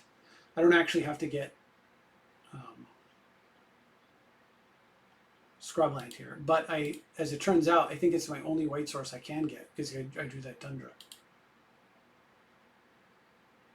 Now, if my opponent has opposition agent, it hurts.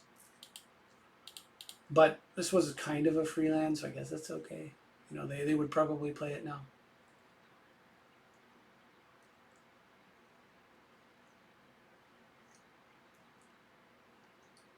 All right, yeah, this is my only white source that I can actually fetch with that specific land.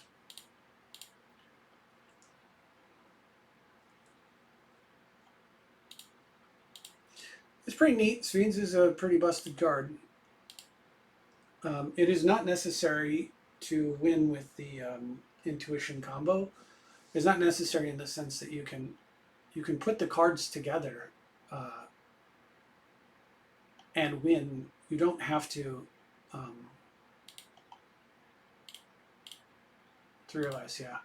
So you can put the cards together, breach, LED, and the mill effect. You don't have to Sphenes it out, right? So we're gonna loam that off, play a land, flash this back.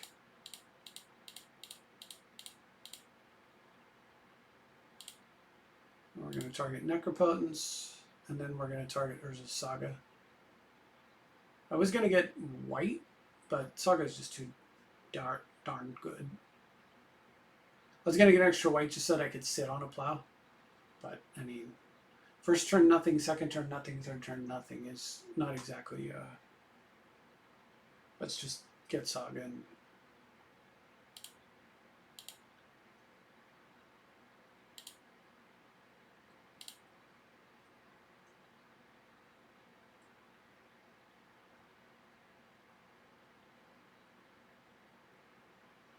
and we've triple rampant growth.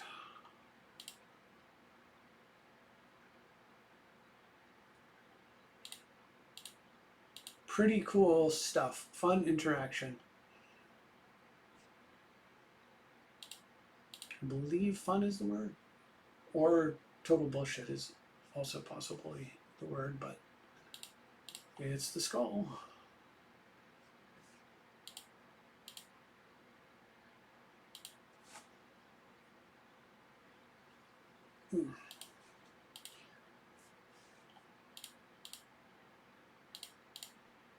Okay.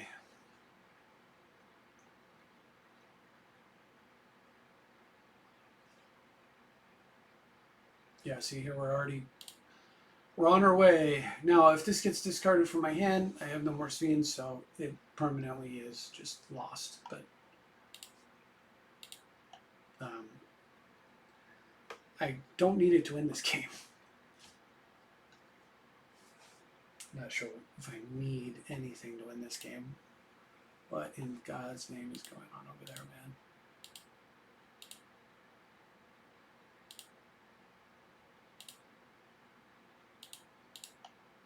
It looks like I'm going to miss land drops, but I'm not, since we can just do this.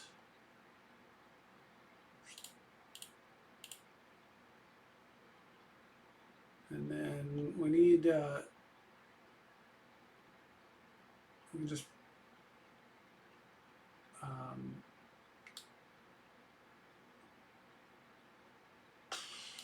look at this.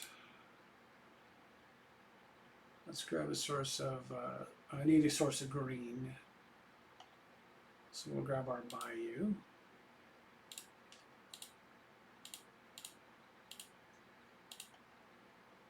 All right, we're not Saga gaming right now, are we? Unless how would I do this? I'd play.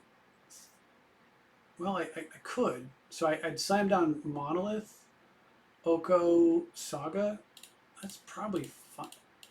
So this is not necessary. I don't know if this is the optimal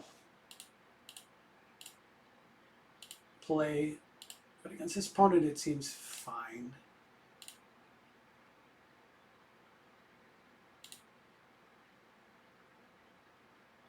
All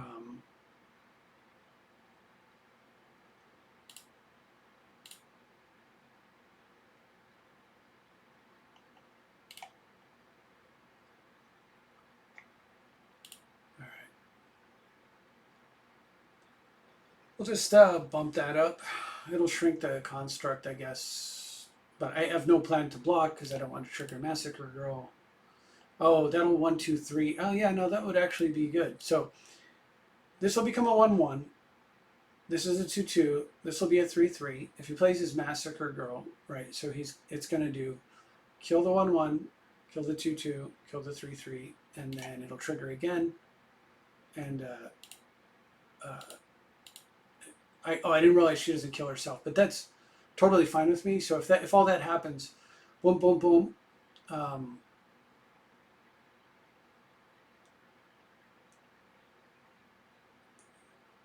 What am I trying to say? It's a good play for my opponent, but it actually is a meaningless play because that's not what the current game is about. And so, like, it would be like a time walk for me, right? Like, if my opponent's play is Massacre Girl, attack Oko, I guess he would have to attack Oko first. I don't know. Bottom line, I'm not super concerned with that card coming out here. If it comes out before combat, Oko doesn't take any damage. If he attacks first, I'm just going to block. Oko doesn't take any damage. I don't mind trading this off here. And then if that trade is made, Massacre O comes down, -1/-1. This would then die. that's minus, because it would have 1 damage on it. Then it'd be -2/-2. It would then proc kill this thing. And my opponent would be like, yes, this was awesome. And I'd be like, okay, good for me. But I'm not exactly thrilled by playing whatever this is when I'm trying to test, this deck.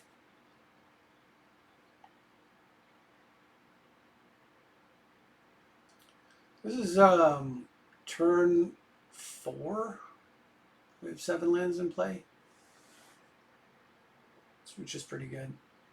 I can preordain loam, like if I decide I want to, say, get some more lands going and maybe charge up my breach.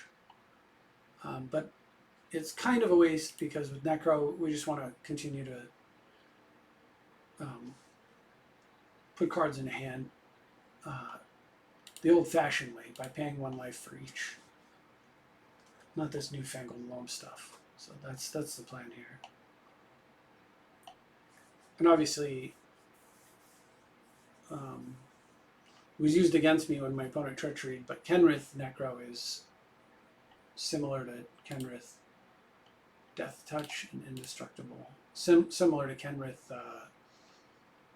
One Ring, right? It's just busted as anything in terms of being able to just, for 3 mana, you can just gain 5 life and win a game. So, alright, well, I'm going to lose something.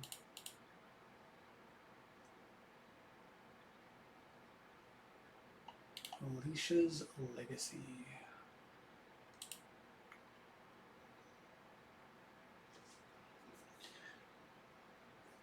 You took my talisman. I don't know if there's a worse target in my hand. That is the worst target in almost every way. Are you thinking I don't have red or something? I don't know what. You left 2 counterspells and a plow and a breach, and you took a talisman. This is just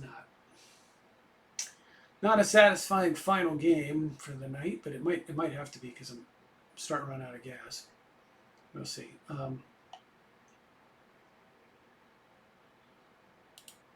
God, do I even block with the construct? I think I just let it through. Who cares? Death Touch doesn't work on Planeswalkers. It would be nice if Death Touch did work on Planeswalkers, actually. It's okay for them to be more fragile. I think that would be a good thing. It might make Death Touch too strong, but I don't know. What are we doing here? Pump your guy up? What are we doing? Finish combat, please. New player, though, doesn't pay attention to that, probably. Probably doesn't pay attention to this bar at all. I think they're tapping 2 mana and pressing F6 or whatever.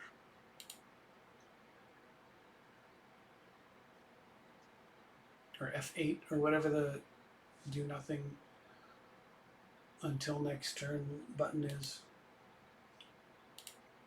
A terrible thing that needs to be removed from the game, I think. Oh, I was supposed to make a construct there. Or tap this. But somehow I was thinking I had a draw phase. So my brain, and I was talking. So, whoopsie. Well, thankfully, my opponent added... That is so nice of you. Here, I'll tell you what. Here's what we're going to do. We're going to remand that back to your hand.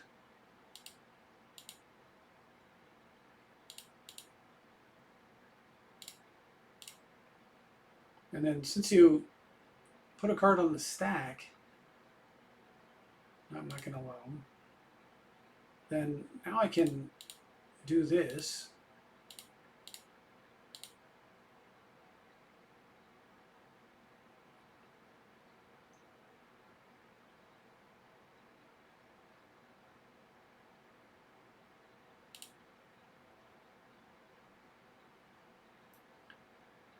That wasn't great. Could have got the LED, but let's go grab that volcanic.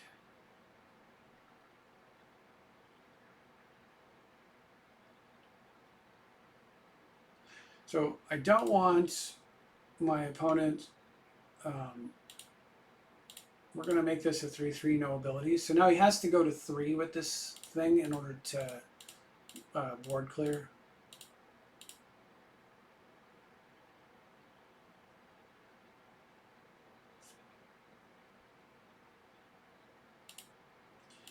And then I'll slam in with the 2, well, with the 1 construct.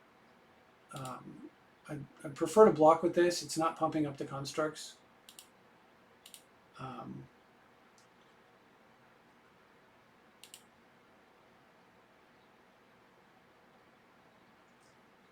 Sort of the yawning.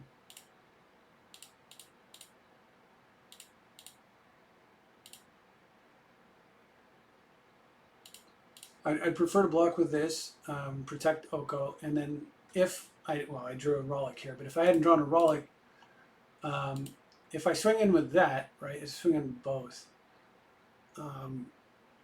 Cheap removal on this thing and maybe some way to push through. There's just no point in remotely opening the window up for it. I don't want my opponent to be able to do anything. But with all the creatures being at least 3/3, we're pretty safe from the board clearing effect of this. Unless my opponent does something, unless he spends some creatures. What the hell is Endures? I don't even know what this is.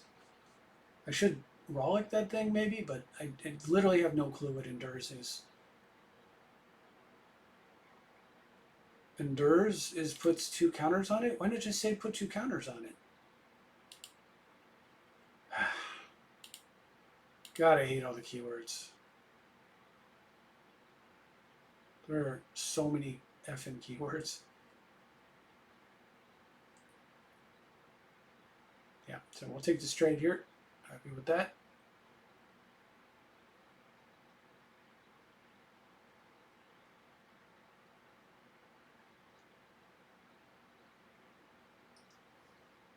And it looks like this is pumping these guys, because, it looks like it should be an artifact.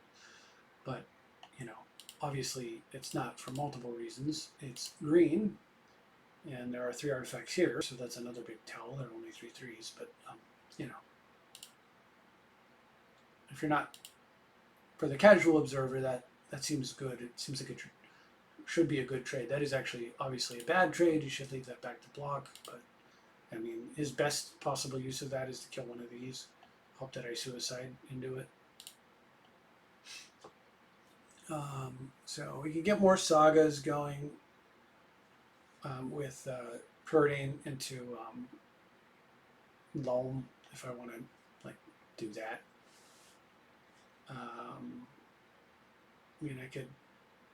I'm almost there with the combo if I want to pull that off. I don't think that matters too much at all. So let's just, I will preordain. Let's see what's on top. So Karn can go grab the Talisman back.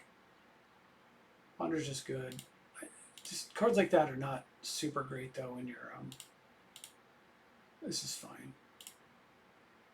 Cards like that are just not super great when you're necroing.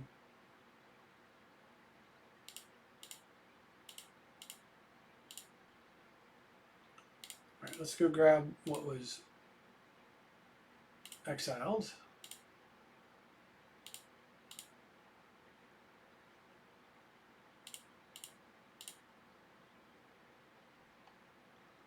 Okie doke. So I can.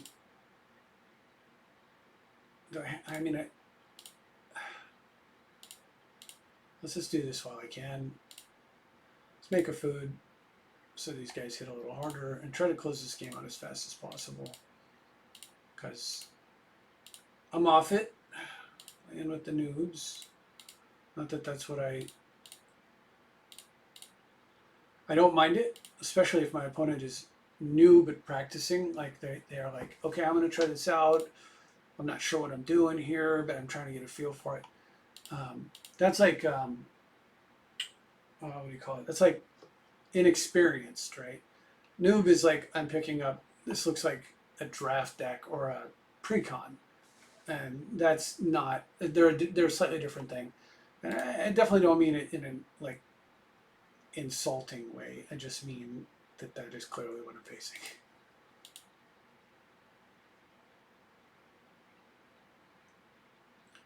All right, so now we can 1, 2, 3, gain 5 life. As opposed to, I could tap 4 and draw a card, right? But I could tap 3 and gain 5 life. I have Necropotence in place. So, you know, the answer here is gain 5 life. I mean, yeah, sure.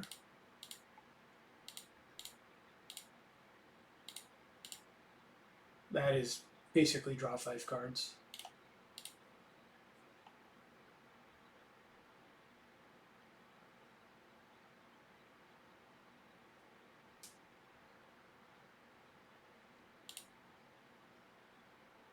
Okay, now we can start strip mine loaming.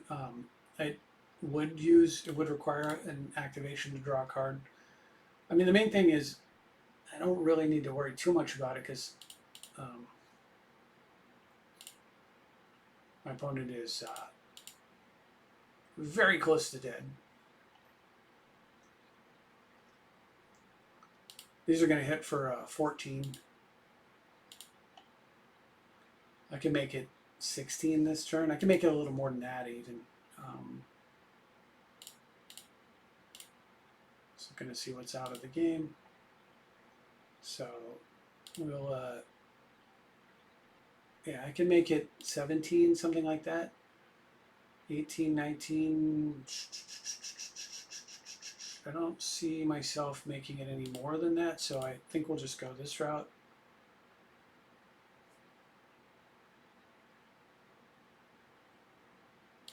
Go ahead and take out that swamp.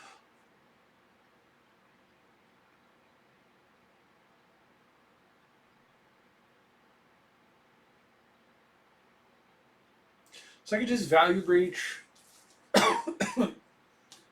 ponder, or do the placement effect of loam, and then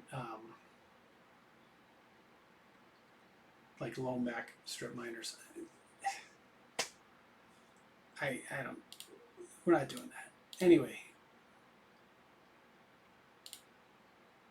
Let's see. Can I go lethal? So if I go 2, 5, 6, 7. I might have miscounted here. I might have made a mistake. Let's see. 14 plus 5 is 19. Right? 19, 20, 21. 22, 23, 24. Close. Let's see. So I would need. Well, if I breach here,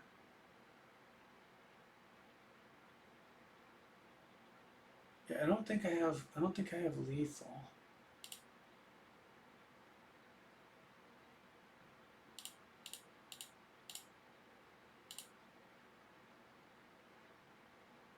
Because of the fact that if I wanted lethal, I should not have stripped. That would have been lethal.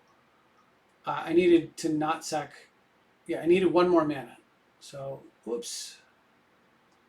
And there's nowhere I can grab one from. So, and I didn't leave a single thing untapped. Rough.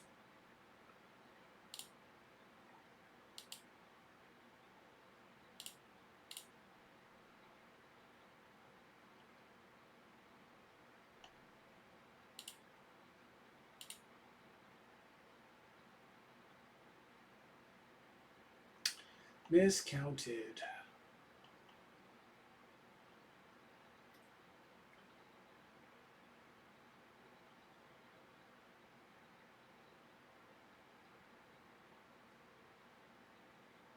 Yeah, 7 times 3, 21. 2 mana makes it 22. 2. Yeah. No, I was close, but not quite there. If I would have breached and then grimmed into something, I might have been able to pull off a lethal this turn. But, I mean, it's fine. We'll go ahead and Pump this guy.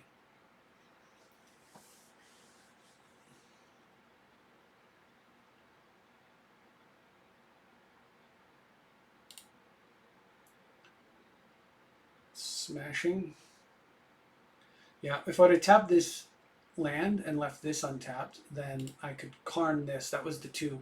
So I had the lethal in my brain, I think, but I just misplayed it because I'm so used to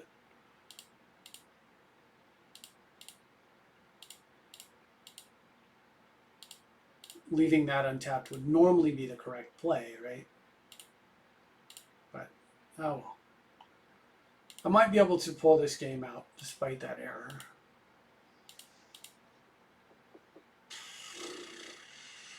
Zero counterspells the entire game. This is how you die with a deck like this. You draw like no counters at all, and your opponent just combo kills you, and you stare at them and say, "But I'm playing blue." And it's like, sure you are. I mean, however, if my opponent was, if I thought there was a remote chance of that, I'd be over necroing by a lot, just to dig for permission and lock the game up.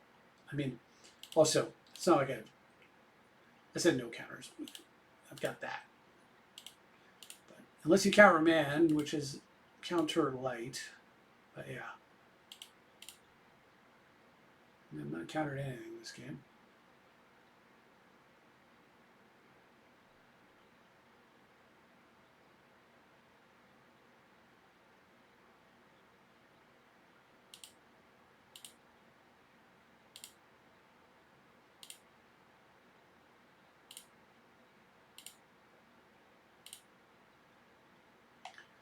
All right, well, that's good enough. Make some food and get in there for the final blow. I can obviously increase the damage. We're not going to bother with that. Let's just get this over. All right. Interesting. All right, well, I guess on that note, unfortunately, that wasn't an exciting final match. But on that note, I think we'll go ahead and close it out here. I'm sure my dinner's pretty cold by now. It's pretty late.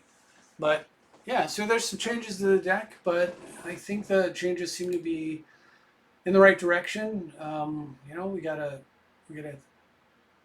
tough battle here and won 2 out of 3, and then some very, you know, modest battles. But and then all told, what was our results? Like even if we assume, like, looking at the fact that some of these were easier decks than others, I guess, and that our build was also not the exact same all day, but I got 1, 2, 3, 4, 5, 6, 7, 8, 9, 10, 11, 17 wins, 1, 2, 3, 4, 5 losses.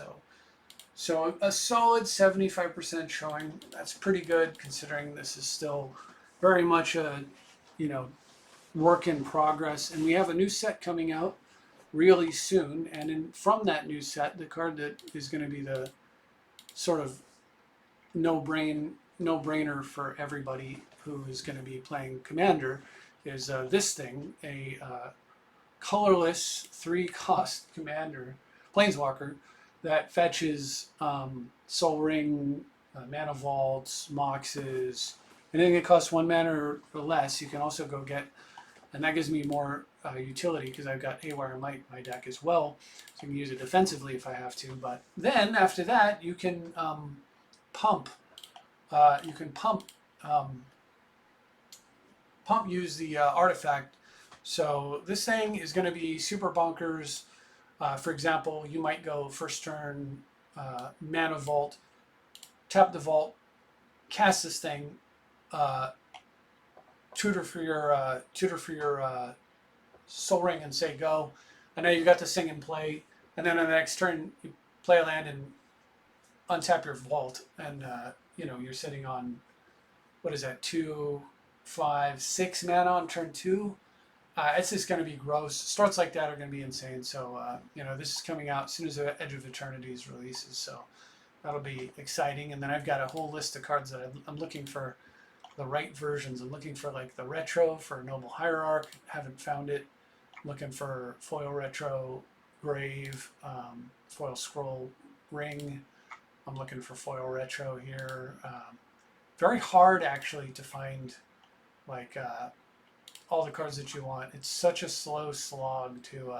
Every day I come in here, I have to click all these buttons and see, is it for sale anywhere on Magic Online with these guys? And if it is, I gotta snag it right away. Otherwise, wait longer, my kid. All right, so that's all I've got. Hopefully you enjoyed watching the HadouKen deck do its thing. It's pretty interesting, pretty fun.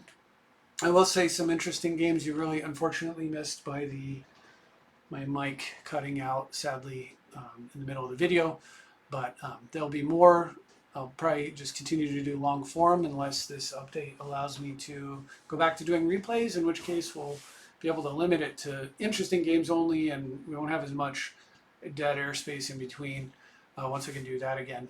But one of the interesting, I will mention this kind of as a final note, one of the interesting plays that I was able to make in an earlier game that hadn't even occurred to me as I was working through the deck was I was able to end of turn Haywire Might, or I was able to get a Haywire Might and deal with an early how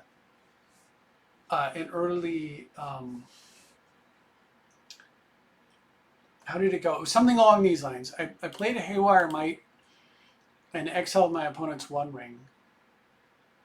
I had a fast start. I had Kenrith out, but I hadn't done anything yet. It was summoning sick. My opponent plays the One Ring, and I Haywire Might and I exile the One Ring, and then my opponent plays Karn and gets it back, and I attack and kill Karn, and he plays Haywire Might again, and by then I'd had enough land drops, and I'm able to put creature from a graveyard on the battlefield, and the Haywire Might jumps out and exiles the One Ring again, and then at that point my opponent concedes, and it was just really interesting. I hadn't even considered having infinite artifact and enchantment removals with that Kenrith's fifth ability, because I use it so rarely, but it was kind of a cool thing. So anyway, just thought I'd mention that here. But tell me what you think. It's definitely different from how I usually play in some ways, and in others it's very similar. So what do you think? How do you think about watching the deck? There's definitely some room to criticize some of the play decisions I made. Very valid. I won't try to defend the poor plays. I just typically do optimal play when I'm playing most of the time, but that is hardest when the deck's complexity is high, like this one is, and when the deck is new, like this one also is.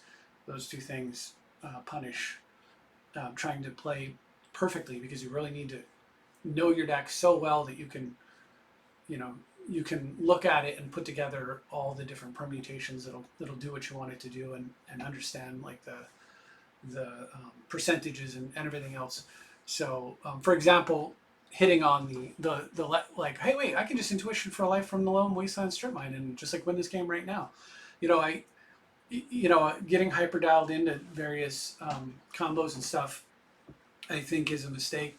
I like where this is at. This feels pretty good. I like the fact that I lightened up on some of the crappier combo elements. I'm not 100% sure if the Thassa's Oracle should be out, but it feels pretty good. It's not a card I ever really want to draw, and having it not in the deck, I don't feel like I miss it too much. And like I said with Brain Freeze, it has multiple utility. It charges up Mylome, and it can counterspell their, Vampiric Tutors or whatever. That's enough for me. I think that's probably okay. And then of course it charges up Breach and Scenes and does the combo.